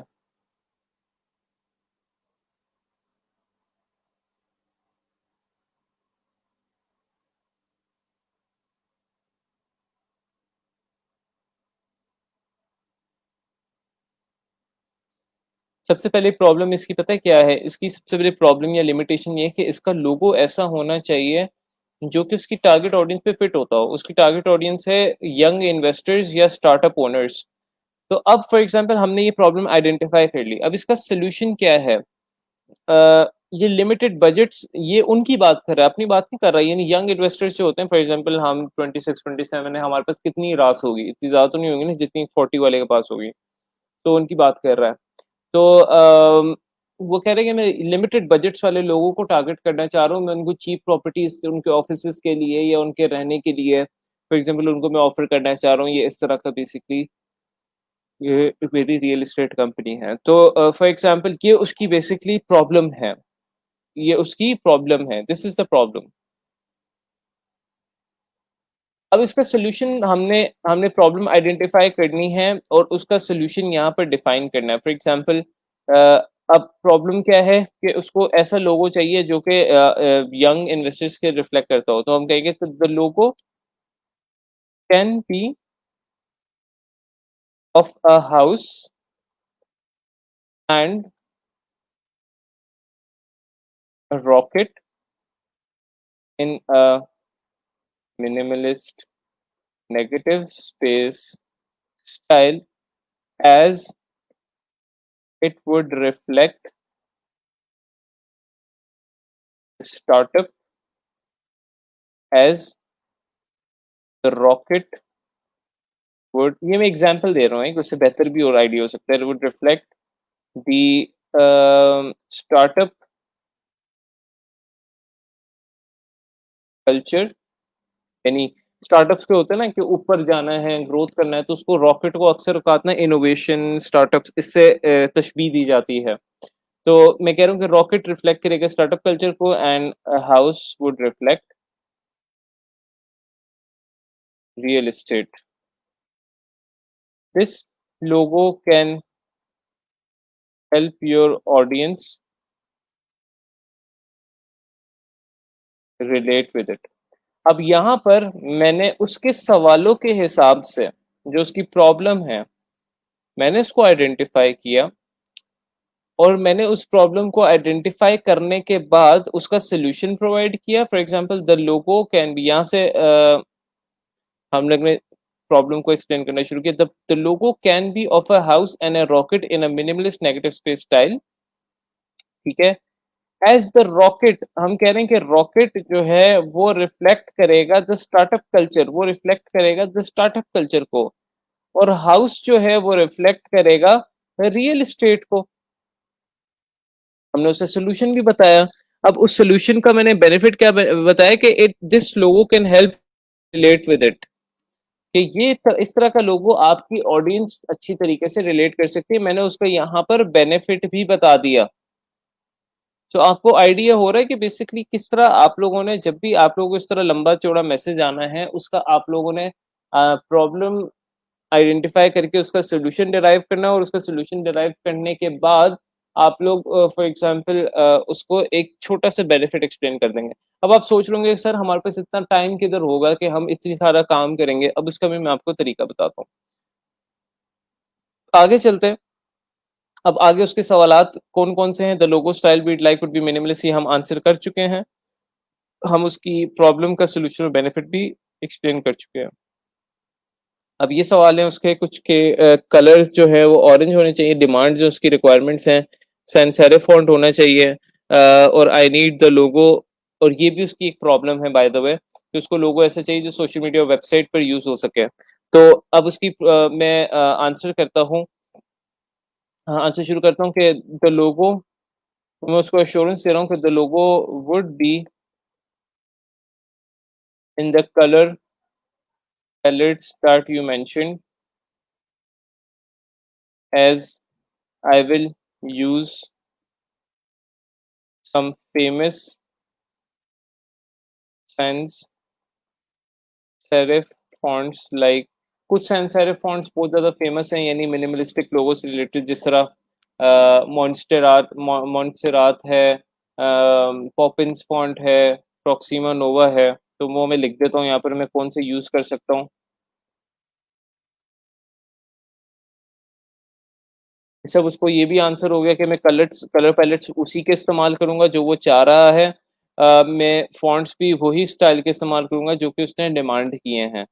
अब फॉर एग्जांपल उसकी यहाँ पर जो क्वेश्चन है कि मुझे लोगो चाहिए जो कि सोशल मीडिया और वेबसाइट के लिए हो, तो मैं यहाँ पर उसको अश्योरेंस दिलाऊंगा कि द लोगो टेक्निक जो हम यहाँ पे यूज करेंगे, लोगो टेक्निक नेविडेज की, we will use would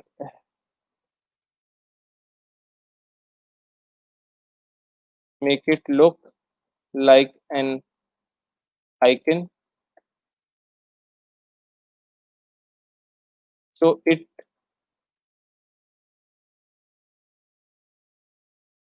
can be used on social media and website।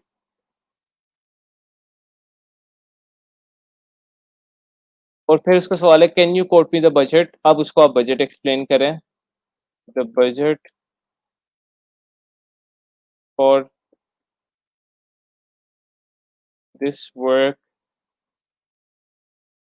Is 50 USD। अब आप एक्सप्लेन कर सकते हैं 50 USD क्यों है। As you will get all editable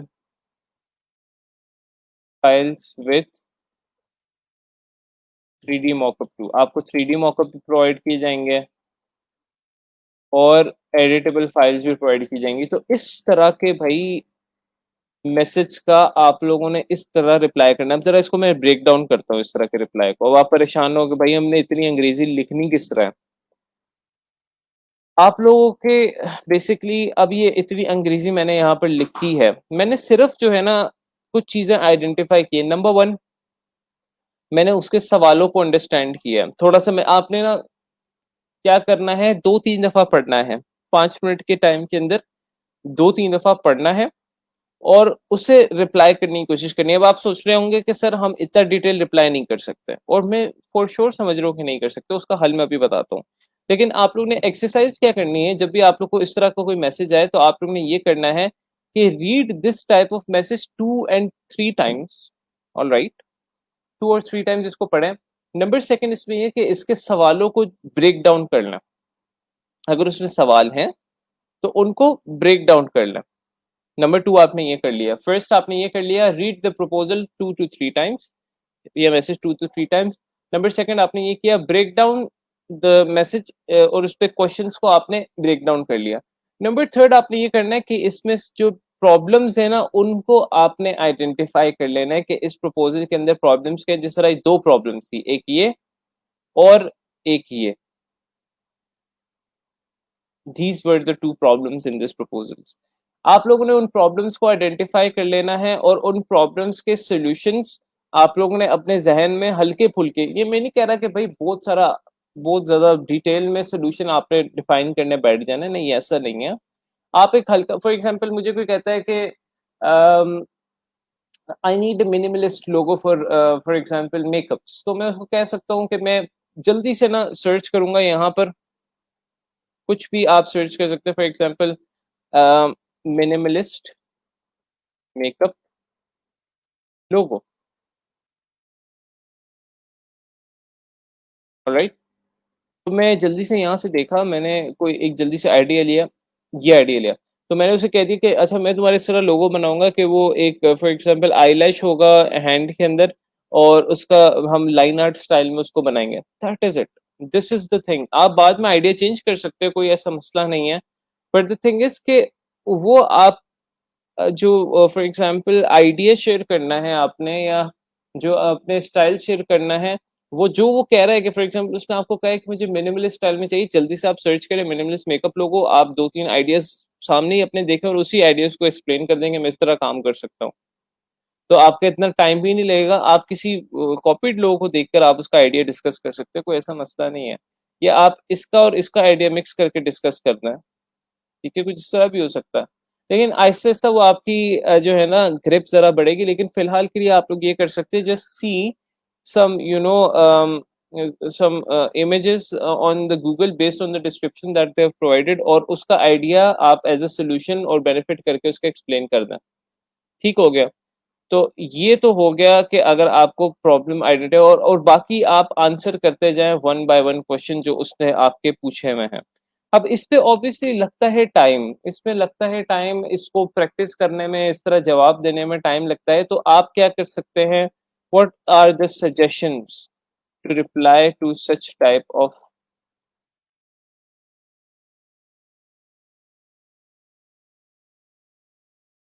मैं आपको क्या चीजें सजेस्ट करूंगा कि भाई इस तरह के बंदे को किस तरह फॉर एग्जांपल आप लोगों ने रिप्लाई करना है। ठीक है, मेरी तरफ से आप लोगों को क्या सजेशंस हैं। सबसे पहले सजेशन ये है, रीड द मैसेज 2 और 3 टाइम्स, जिस तरह मैं भी आप लोगों को कह रहा था। दूसरी सजेशन है, break down the questions in the message, message के अंदर जो क्वेश्चन है उनको ब्रेक डाउन कर लें। फिर identify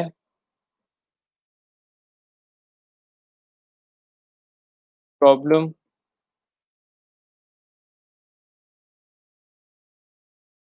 quickly search for solution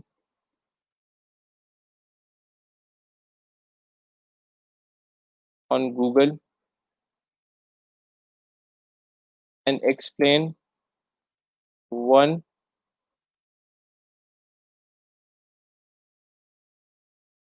line benefit. ठीक है, ये आप कर सकते हैं कि क्विकली सर्च सोल्यूशन करें, सोल्यूशन को क्विकली सर्च करें गूगल पर, एक्सप्लेन कर दें one line benefit, that would be fine.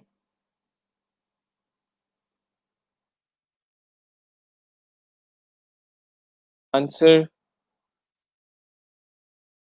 The questions in order या सीक्वेंस।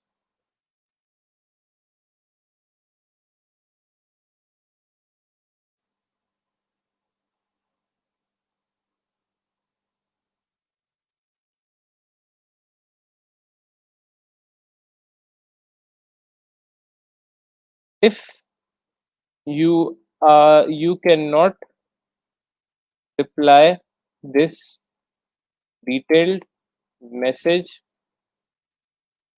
right away, आप right away नहीं रिप्लाई कर सकते, मैसेज बायर दिस, आप ये मैसेज करें बायर को, for example, thank you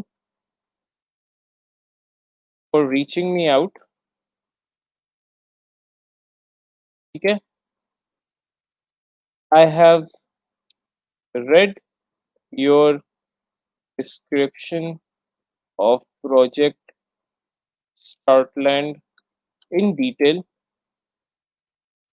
I will be needed to discuss this with my team, and I will surely get back to you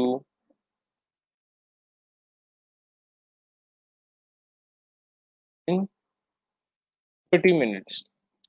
आपने क्या किया यहाँ पर, आपने अब देखें, फॉर एग्जाम्पल आपको किसी बायर ने मैसेज किया ना, तो उसमें रिक्वायरमेंट ये होती है कि आपने उसे फौरन से फौरन रिप्लाई करना होता है। आप उसे फौरन से फौरन नहीं रिप्लाई करेंगे, बायर आप लोग पे तरफ फोकस नहीं डालेंगे। सो अब क्या हल किया जाए भाई, हम इतना डिटेल में लिख भी नहीं सकते, हम न्यूबीज हैं, हम इस सिचुएशन में क्या करें। तो इस सिचुएशन में आप ये वाला उनको मैसेज कर सकते हैं, एटलीस्ट क्विकली, फॉरन से उसको मैसेज आया, आपने उसको रिप्लाई कर दिया, एक तो बायर आपको अप्रिशिएट करेगा कि वाओ यार इसने एक तो क्विकली रिप्लाई किया, नंबर सेकंड वो ये चीज अप्रिशिएट करेगा कि ये मेरा प्रोजेक्ट अपनी टीम से डिटेल में डिस्कस करने वाला है, और वो आपका 30 मिनट वेट करेगा, उसके बैक ऑफ द माइंड में वो होगा कि 30 मिनट में इसका वेट कर लेता हूँ कि इसके पास क्या आइडियाज हैं। आप ये कह सकते हैं 30 मिनट में मैं आप लोगों से आइडियाज वगैरह शेयर कर सकता हूँ। अब 30 मिनट में आप क्या कर सकते हैं, you can discuss it with your colleagues कि इसको क्या रिप्लाई करना चाहिए, आप मुझसे डिस्कस कर सकते हैं, आप अपनी रिसर्च कर सकते हैं, अपना ब्रेक डाउन कर सकते हैं, ये वाले स्टेप्स सारे परफॉर्म कर सकते हैं जो मैंने बताए 4 स्टेप्स। इन स्टेप्स को आप 30 मिनट में परफॉर्म करके सारी अपनी डिटेल इकट्ठी करके फिर आप उसको रिप्लाई कर दें। लगी समझ? तो भाई हर चीज का सोल्यूशन आपके पास होना चाहिए। अब आपने ये गलती नहीं करनी। कुछ सेलर्स या एमेच्योर फ्रीलांसर्स ये करते हैं, जो न्यू कमर्स होते हैं, वो ये करते हैं कि वो डर जाते हैं, उनके हाथ पांव फूल जाते हैं और उनको समझ नहीं आ रहा होता कि भाई हम इसका क्या रिप्लाई करें। इतना डिटेल मैसेज आ गया तो हम इसका रिप्लाई क्या करें। अब हम लोग कहते हैं कि अभी नहीं रिप्लाई करते, हम पहले वर्किंग कर लेते हैं 30-45 मिनट फिर रिप्लाई करते हैं। तो आपने उसको रिप्लाई ही कुछ नहीं किया और आप उससे फिर 45 मिनट बाद जब आप उसको 1 घंटे बाद रिप्लाई करते हैं तो फिर वो तब तक बाहर कहीं और पहुंच चुका होता है, जिस तरह मैंने आप लोगों को बताया था। So it's always better to reply your buyer. आप चाहे इस तरह का रिप्लाई कर रहे हैं, बेशक ये रिप्लाई कर दे उसको थोड़ा सा चेंज करके, लेकिन उससे क्या होगा कि बायर को पता लग जाएगा कि अच्छा है ये बंदा अवेलेबल है, ऐसे नहीं है कि बंदा अवेलेबल नहीं है, इसने मुझे एक्नॉलेज किया है, मेरे प्रोजेक्ट को एक्नॉलेज किया और ये भी कह रहा है कि मैं अपनी टीम से डिस्कस करूंगा और ये भी कह रहा है कि I get back to in 30 minutes. तो वो उसके बैक ऑफ द माइंड वो आपका वेट जरूर करेगा। ठीक है। तो ये एक टेक्निक होती है कि अगर आप लोग नहीं कर सकते तो आप 30 मिनट का अपने आपको टाइम दे सकते हैं। अब ये भी नहीं, बहुत ज्यादा टाइम भी ना ले लें, घंटे का 2 घंटे का, 20 से 30 मिनट्स का आप टाइम लें, उस पर वर्किंग करें ये सारी, ये सजेशंस बाय मी जो मैंने लिखी हैं इस बेसिस पे, और आप उसको ये मैसेज कर सकते हैं। तो गाइज ये थी प्री ऑर्डर कम्युनिकेशन। ठीक है। अम, मैंने काफी डिटेल में बताई है। अब इसी को मैं कंटिन्यू करूंगा कल। मैं ड्यूरिंग ऑर्डर और पोस्ट ऑर्डर इंशाल्लाह कल मैं कवर करूंगा। लेकिन ये मेरा इतना डिटेल में कवर करने का मकसद क्या था, इतना डिटेल में कवर करने का मकसद ये था कि आप लोग को हर सिचुएशन के बारे में पता लगे। अब एक और सिचुएशन भी यूज होती है प्री ऑर्डर कम्युनिकेशन में, एक तो ये सिचुएशन नंबर 2 हो गई और उसके बाद आप लोग की आएगी सिचुएशन नंबर 3, एक और आती है, वो मैं आपको बता देता हूँ।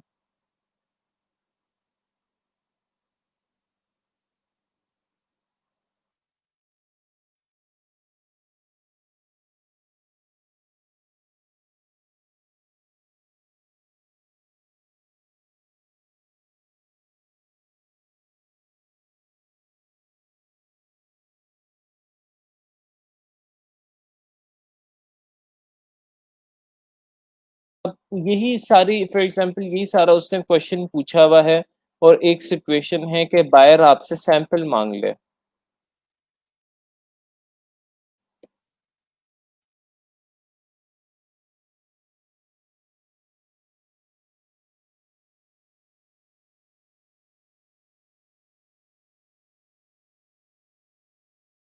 देखें इस तरह का ही जो बायर है, इसके मैंने डिस्क्रिप्शन पढ़ के पता लग रहा है कि यार ये प्रोफेशनल बायर है।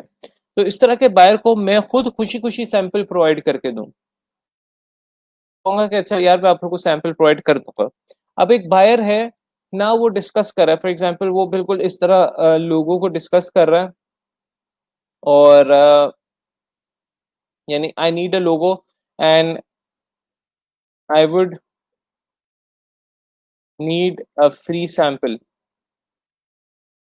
तो इस तरह के बंदे को मैं कभी भी जो है ना सैंपल हम लोग ने नहीं देना। जो फॉर एग्जांपल एक तो नंबर वन कोशिश करें, जो इंडिया और बांग्लादेश और पाकिस्तान से हैं, वो अक्सर आप लोगों से ये वाला सवाल पूछेंगे, I need logo can you help me, और वो आपको कहेंगे हमें पहले फ्री सैंपल प्रोवाइड करके दो, आपसे सैंपल बनवाएंगे। और सैंपल भी जो आप लोग ने बनाना है गाइस, वो आप लोग ने वाटरमार्क वाला बनाना है। फॉर एग्जाम्पल यहाँ पर मैं इलस्ट्रेटर तो ओपन कर लेता हूँ, तो सैंपल भी जो आप लोग ने बनाना है वो वाटरमार्क वाला बनाना है। अगर कोई बंदा यानी आप लोगों से डिटेल में प्रोजेक्ट एक्सप्लेन कर रहा है और आप लोग को लग रहा है कि शेडी नहीं है और इसको अगर सैंपल प्रोवाइड करेंगे तो हमें ऑर्डर करेगा, तो आप उसको सैंपल प्रोवाइड कर सकते हैं।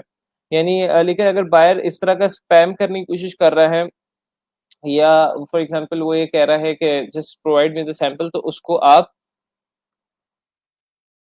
इग्नोर करना।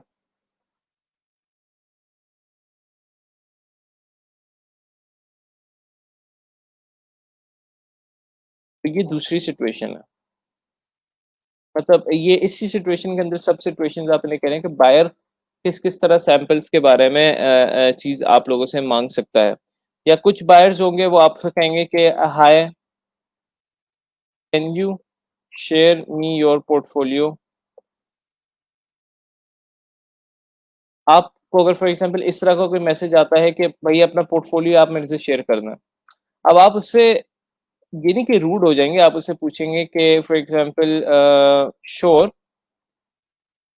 But can you share the details of the project that you require. अगर वो उसकी डिटेल्स वगैरह सारी प्रोवाइड कर दे तो फिर आप उसको अपना पोर्टफोलियो शेयर कर दें। बिकॉज़ बहुत से जो आपको इस तरह मैसेजेस आते हैं वो ना डिफरेंट सेलर्स के आते हैं, जो न्यू कमर्स होते हैं वो क्या करते हैं कि लोगों को कहते हैं अपना पोर्टफोलियो शेयर करो। जब वो अपना पोर्टफोलियो शेयर करते हैं तो उन्हीं का पोर्टफोलियो जाकर लगा देते हैं अपनी गिग्स पे। ठीक है? तो अगर कोई इस तरह का मैसेज करता है तो उसको आप इस तरह का रिप्लाई कर सकते हैं कि मैं ज़रूर कर सकता हूँ, लेकिन पहले आप मुझे अपने प्रोजेक्ट की डिटेल्स बताएँ कि क्या चाहिए? जब आपकी सारी डिटेल्स प्रोवाइड कर दें तो फिर आप उसको पोर्टफोलियो शेयर कर सकते हैं। तो ये स्पैमर से भी हम लोगों ने बचना होता है, यानी एक और स्पैमर की सिचुएशन है। फॉर एग्जांपल सिचुएशन नंबर 4 हम देख लेते हैं।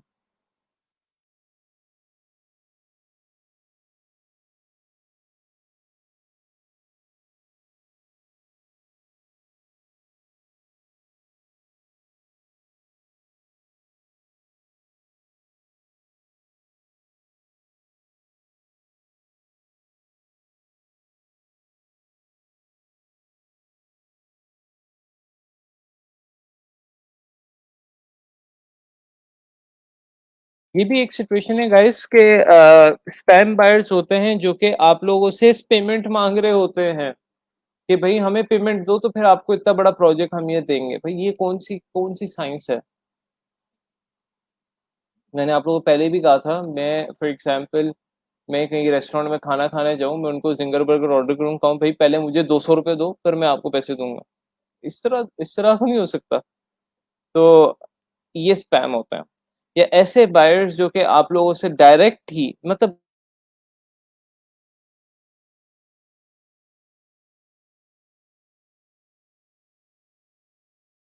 पे कहेगा, या अगर प्रोजेक्ट बहुत ही कॉम्प्लिकेटेड होगा, फॉर एग्जांपल मैं यूआई यूएक्स में काम करता हूँ तो उसका प्रोजेक्ट बहुत कॉम्प्लिकेटेड होता है, तो अक्सर बायर्स कहते हैं कि भाई क्योंकि ये प्रोजेक्ट हमसे कॉल मैसेज पे डिस्कस नहीं होगा तो इट्स बेटर के it to discuss it on WhatsApp. तो फिर मैं उसको वहीं पे मना कर देता हूँ कि हम नहीं जा सकते बाहर because it would violet 5 years policy. तो आप लोगों ने फॉर एग्जांपल अगर आपसे शुरू में ही पेमेंट मांगने लग गया, आप लोगों से स्काइप ईमेल या फॉर एग्जांपल फाइवर पे मैं कह रहा हूँ, या फॉर एग्जांपल आप फ्रीलांसर पे समझ लें, फ्रीलांसर पे बहुत सारे इस तरह के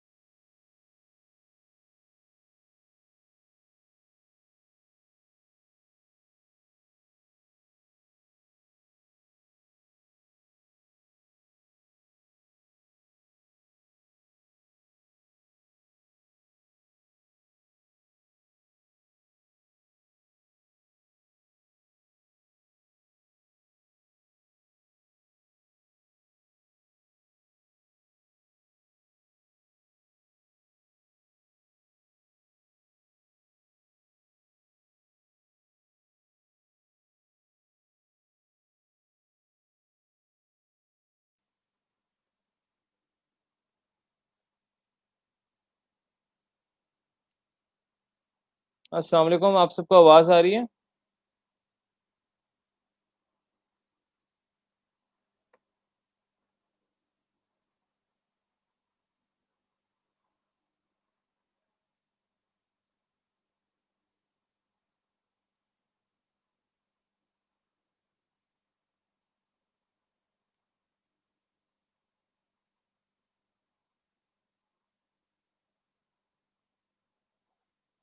अच्छा, आप लोग ने मुझे बताना है कि कहाँ तक यहाँ आप लोगों का जो है बंद हो गई थी स्क्रीन। ये देखें, यहाँ तक मैंने बताया है। Situation number third, situation number fourth, तो मुझे ज़रा बताएं कहाँ तक बंद हुई थी प्लीज़।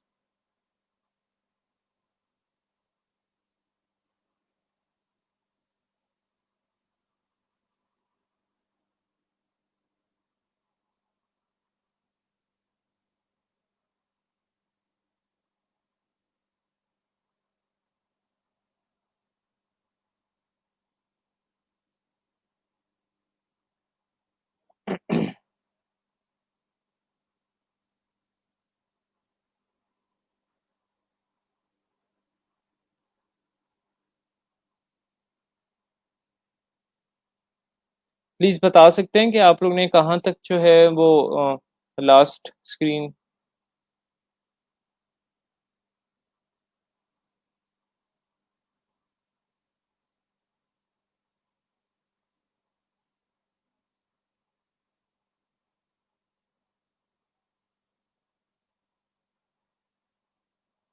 स्टूडेंट्स, आप सबको आवाज़ आ रही है? प्लीज़ मुझे ज़रा क्विकली बताएं कि लास्ट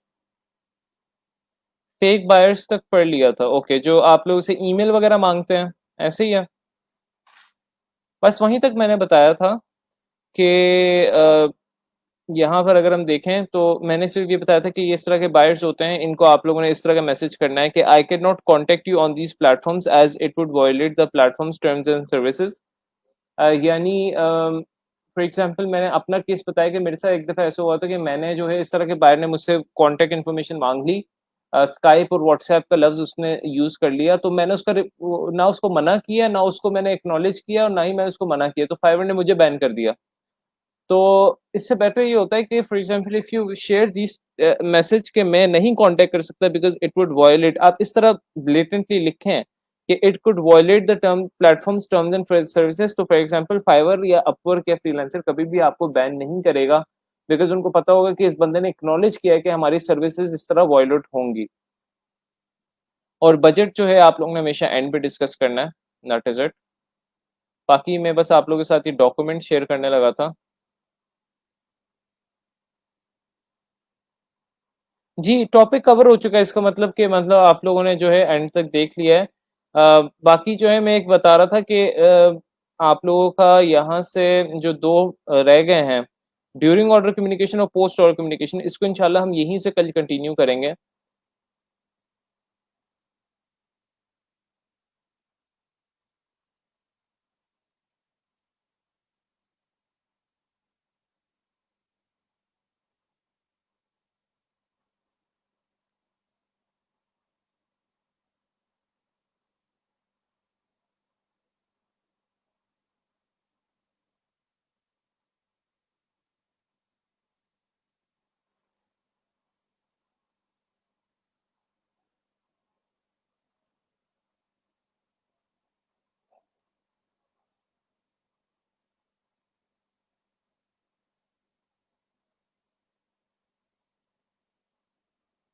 ये मैंने ड्रॉप भाई, यहाँ पर मैं सारी चीज़ें ड्रॉप कर दे रहा हूँ। अ, ये मैंने फाइल कौन सी है, रूल्स ऑफ कम्युनिकेशन।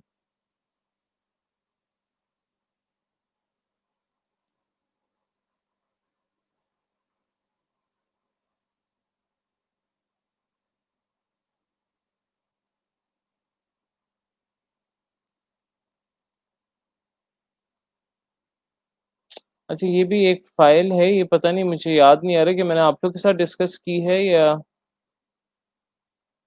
ये भी आप देख सकते हैं, ये भी मैंने ही बनाई हुई है, इसी तरह एक किसी और शायद क्लास के साथ, लेकिन ये वाली रूल ऑफ कम्युनिकेशन 2 के नाम से जो है ना, ये दोनों आप पढ़ सकते हैं, ये वाली भी पढ़ लिएगा, डब्ल्यू जो है, ये वाली भी।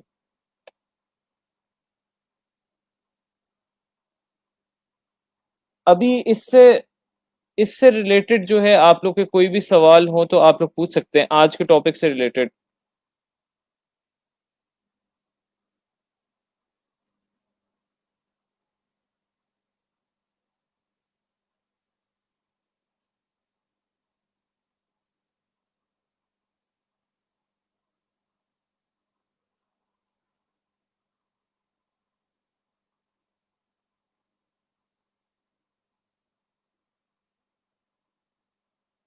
ये मुझे बिल्कुल याद नहीं कि ये लेक्चर हुआ हुआ है वैसा। Let me see the rule of communication of every freelancer must follow in their freelancing career. Conversation or budget should be at the end. मुझे नहीं याद कि ये वाला आप लोगों के साथ हुआ हुआ है। First we must completely go through. I guess ये किसी और क्लास के साथ हुआ हुआ है।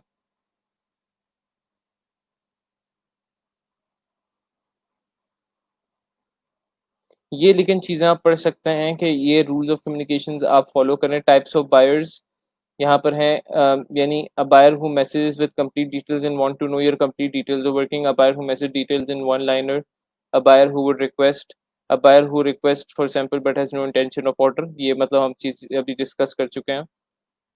ये सारा आप चीज़ पढ़ सकते हैं ये वाली भी। आई डोंट थिंक सो ये मैंने आप लोगों के साथ जो है ये दी हुई है क्लास, ये मैंने पुरानी क्लास के साथ ली हुई है। ये कब हुआ था रूल्स ऑफ कम्युनिकेशन वाली क्लास? अच्छा, जनरल पढ़ा होगा, अब हमने डिटेल में पढ़ा है। ठीक है, ठीक है, ठीक है। ऑलराइट, चलें, ये भी आप लोगों के साथ शेयर हो गई है। ये भी शेयर कर दिए मैंने। ये ईद उसका क्लास फाइल्स, ये आप अपने पास ये जो है ना ड्राइव का लिंक बुक मार्क कर लें भाई, इसके अंदर फाइल्स शेयर होती जाती हैं। अब इसमें कोई क्वेश्चन हो आप लोग का तो पूछ सकते हैं।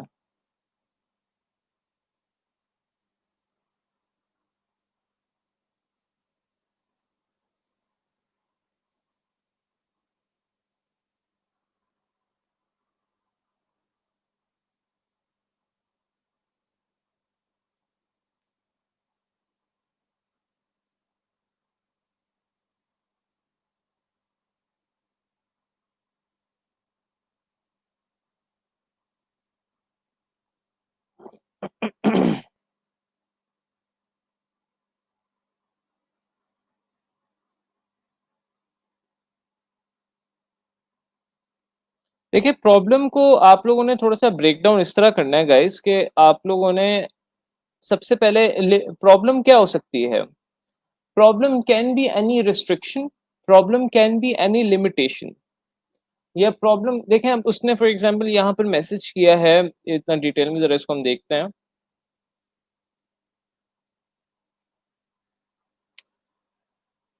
अब आप लोग को यहाँ पर लिमिटेशंस किधर नजर आ रही हैं? मुझे जब मैं इसको पढ़ता हूँ ना, our target audience is young investors और startup owners who have somewhat limited budgets when it comes to real estate। तो ये एक लिमिटेशन है मुझे यहाँ पर नजर आ रही है, एक रिक्वायरमेंट नजर आ रही है, एक स्पेसिफिकेशन नजर आ रही है, और यही एक प्रॉब्लम है। फॉर एग्जांपल जिस तरह आप अ, जाते हैं डॉक्टर के पास और डॉक्टर को आप डिस्कस करते हैं कि भाई मुझे मेरी एज 40 साल है, मतलब या अब मेरी एज 18 साल है और मेरे पेट में दर्द है। अब कुछ मेडिसिन ऐसी होती हैं जो बहुत हैवी होती हैं, कुछ मेडिसिन, कोई बच्चा जाते हैं कहते हैं मेरी 15-14 साल है, कुछ मेडिसिन होती हैं वो नॉर्मल बच्चों के लिए होती हैं। अब एक 40 साल के मर्द को पेट दर्द है और एक बच्चे को पेट दर्द है, तो रिस्ट्रिक्शन दोनों जगह पे है। किस चीज की रिस्ट्रिक्शन है? एज की। तो डॉक्टर वो पागल ही होगा जो एक ही स्ट्रेंथ की मेडिसिन दोनों को लिख देगा। डॉक्टर क्या करेगा? आइडेंटिफाई करेगा उस बच्चे की प्रॉब्लम, आइडेंटिफाई करेगा उस एडल्ट की प्रॉब्लम, उसको उसके हिसाब से मेडिसिन देगा, और बच्चे को उसकी एज के हिसाब से, उसकी कैपेसिटी के हिसाब से मेडिसिन देगा। तो फॉर एग्जाम्पल हम लोगों ने यहाँ पर आइडेंटिफाई करना है कि रिस्ट्रिक्शन किधर है, लिमिटेशन किधर है, रिक्वायरमेंट किधर है, वही आपकी प्रॉब्लम होती है। फॉर एग्जाम्पल यहाँ पर अब रियल एस्टेट का लोगो तो फॉर एग्जाम्पल फीमेल्स के लिए भी हो सकता है, बिजनेस ओनर्स यानी कॉर्पोरेट जो बड़े ओनर्स उनके लिए भी हो सकता है। यहाँ पर वो कह रहा है कि मुझे यूथ के लिए चाहिए, यहाँ पर वो कह रहा है कि मुझे स्टार्टअप ओनर्स के लिए चाहिए। तो this is how you identify, basically आप इस तरह आइडेंटिफाई करते हैं प्रॉब्लम को कि आप ये देखते हैं कि भाई लिमिटेशन किधर उसने सेट कर दी है, उसने एक लिमिटेशन बार किधर सेट कर दिया है, वही आपकी बेसिकली प्रॉब्लम होती है। उसी के बेसिस पे आपने सोल्यूशन डिराइव करना होता है। अब यहाँ पर भी उसने एक लिमिटेशन कर दी है कि मुझे ऐसा लोगो चाहिए जो मैं इजीली प्रिंट कर सकूं टी शर्ट्स पर, स्टेशनरी पे और सोशल मीडिया पर भी यूज हो सके और वेबसाइट पर भी। उसे लिमिटेशन रख दिया आपको कि भाई आप ऐसा लोगो ना बनाना कि मतलब टी शर्ट पे प्रिंट होते हुए बुरा लगे। उसे लिमिटेशन रख दी है कि ऐसा लोगो ना बनाना कि जो स्टेशनरी डिजाइन पे ना प्रिंट हो सके। समझ लगी? तो ये होता है बेसिकली प्रॉब्लम सोल्यूशन आइडेंटिफिकेशन जो है ना, और उसके जो बेनिफिट्स एक्सप्लेन करना।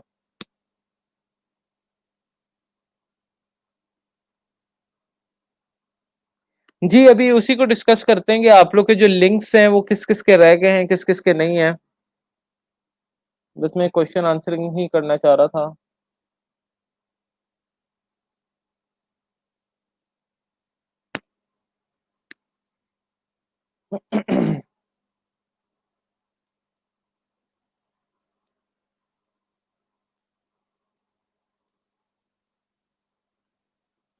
तो ये देख लें, इरफान याकूब का नहीं सबमिटेड था तो उन्होंने सबमिट करा दिया है दोबारा।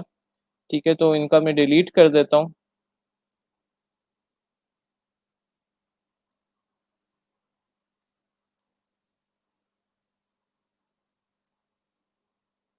बाकी अली वहीद हैं, ये सबके आप लोगों के सामने चेक कर लेता हूँ। इन्होंने अभी तक नहीं कराया कहीं सबमिट।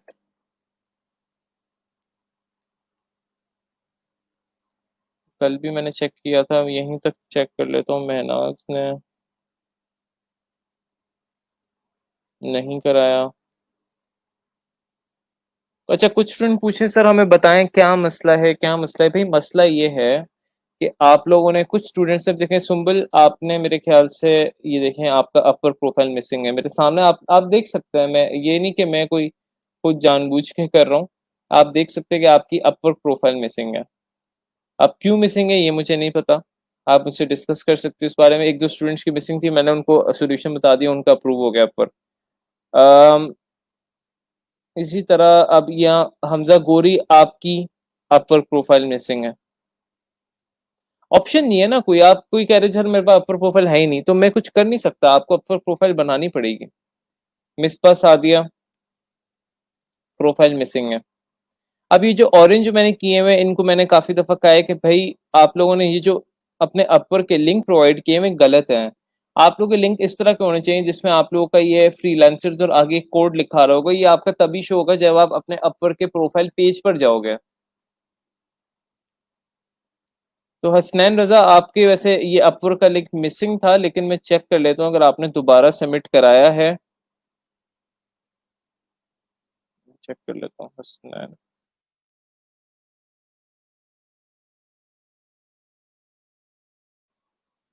जी आपके मिल गए। ठीक है, ये आपका मिल गया।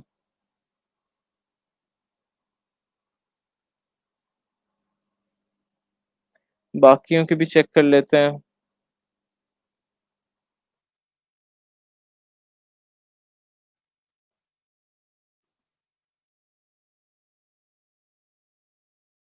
महनाज का नहीं हुआ।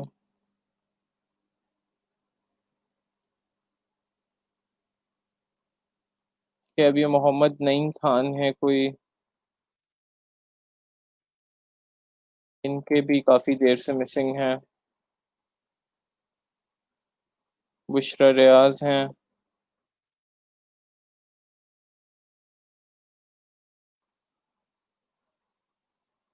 ठीक है, शाहिदा परवीन है। इनके आ चुके हैं, शाहिदा परवीन के आ चुके हैं। ओके,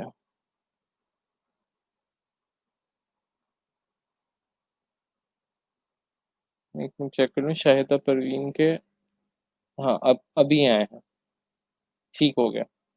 शाहिदा परवीन का मैं डिलीट कर देता हूँ। इस तरह देखें आते जाएंगे आप लोग के करेक्ट, तो मैं आप लोग का जो रेड मार्क है वो डिलीट करता जाऊंगा। आप हिना बशीर है हमारे साथ।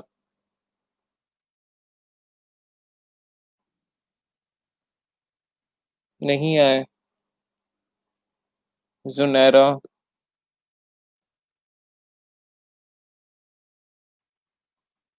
सुनहरा आपके आ चुके हैं। ठीक हो गया, तो मैं आपका डिलीट कर देता हूँ।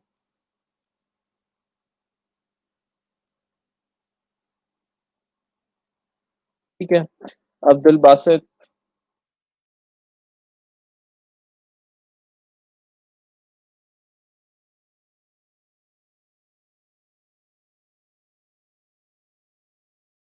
सैयद अब्दुल बासित, आपने एक दफ़ा सबमिट कराया, दूसरी दफ़ा सबमिट कराया। आपके 3 दफ़ा सबमिट क्यों हुआ है? आपके ठीक है, मिल चुके हैं।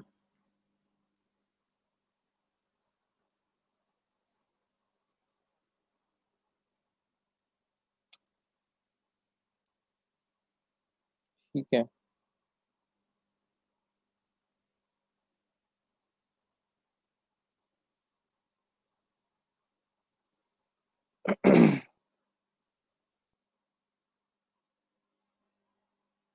ओके, सो सैयद अब्दुल बासित आपका मैंने रिमूव कर दिया है। महविश।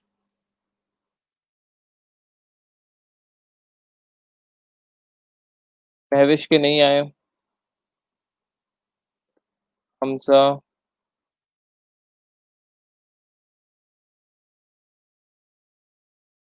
हमजा गौरी। आपके मिसिंग हैं। ठीक है। मिसबा।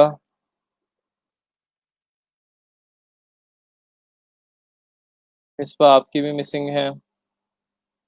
फिरोज।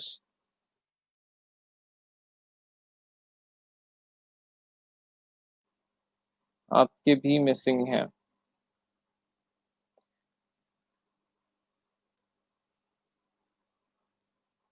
मोहम्मद वक्कास।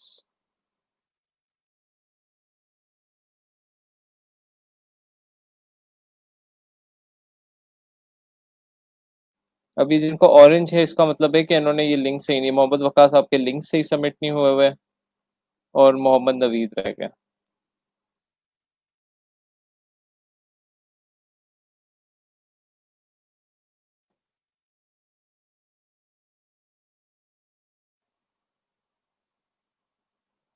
कि मोहम्मद नवीद रह गए, इनके लिंक्स जो है सही सबमिट नहीं है, ये गलत लिंक है ये। It's not leading to anywhere. यूँ आप लोगों को दिखा देता हूँ, अगर आप लोगों की तसल्ली नहीं होती कि भाई सर क्यों कह रहे हैं कि लिंक गलत है। देखें, मैं अगर कॉपी पेस्ट कर रहा हूँ, Naveed underscore GFX Guru is saying this, the page does not exist. मैं इस लिंक का क्या करूँ, आप खुद बताएं। जिनके नाम नहीं आ रहे उनके ठीक हैं। अगर आपने सबमिट करा दिए हैं और जिनके नाम नहीं आ रहे तो उनके ठीक है, उनका कोई ऐसा मसला नहीं है।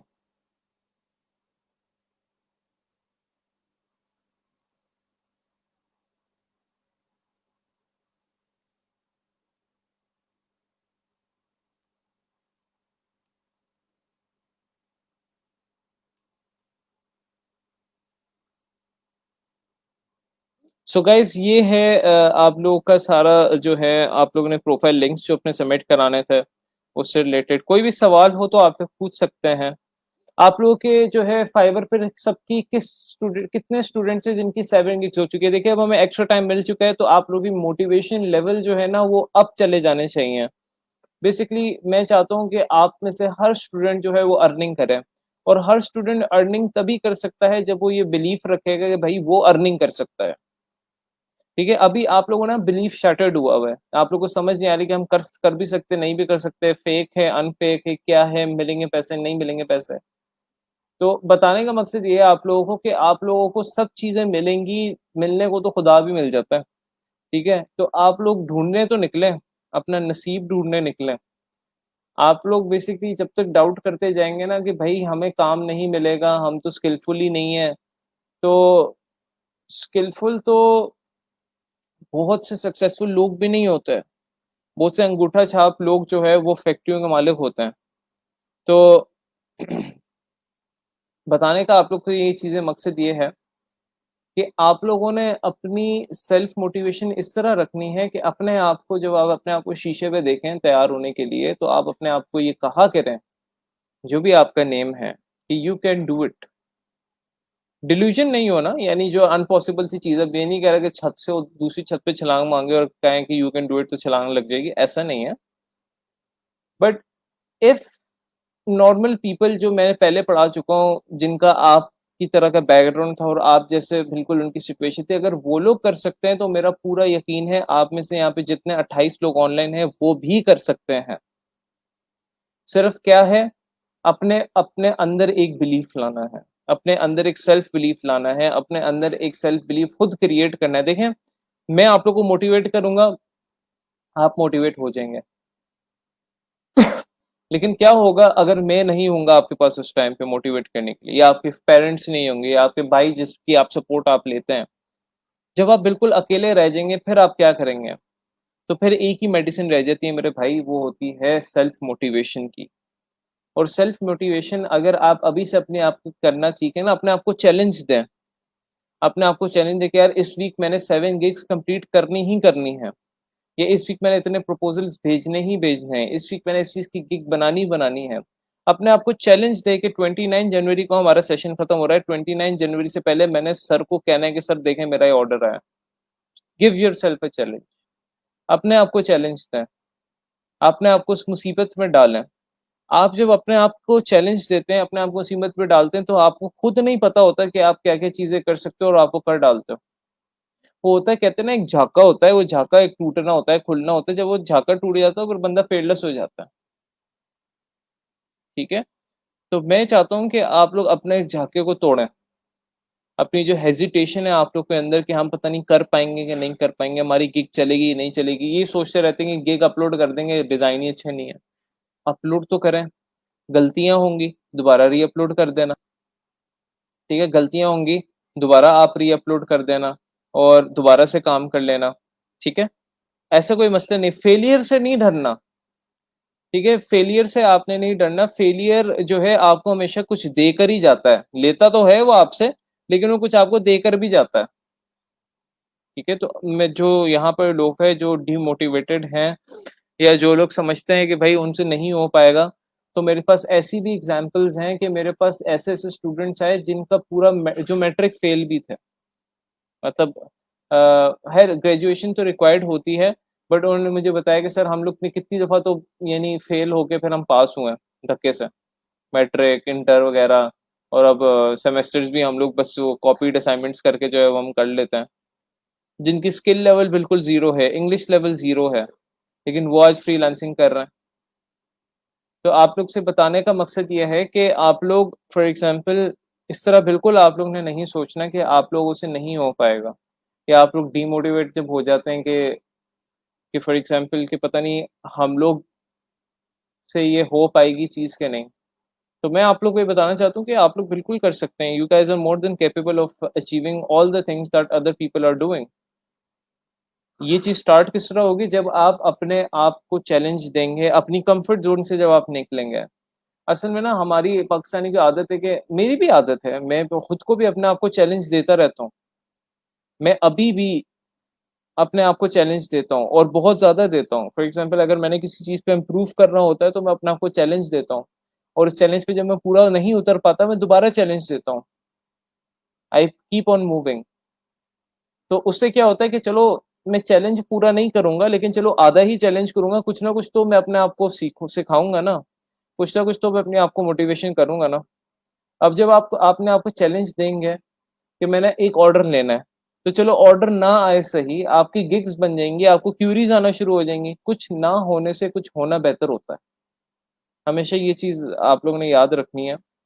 तो मेरी आप लोगों के साथ मेंटल सपोर्ट फुल है, ऐसा कोई मसला नहीं है। अगर आप देखें, अल्लाह ताला से ना आप लोग नसीब मांगा करें, उठते बैठते जहां पर हो, सो रहे हो, जाग रहे हो, नमाज से पहले, नमाज से बाद, खाना खाने से पहले, अल्लाह ताला से आप लोग नसीब मांगे कि अल्लाह ताला आपके नसीब अच्छे करें।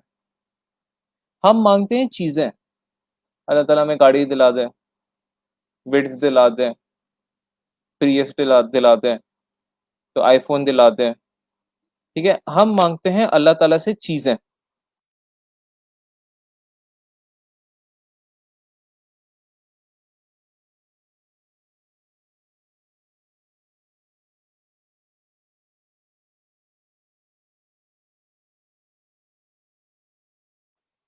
हाँ जी, आवाज़ आ रही है सबको?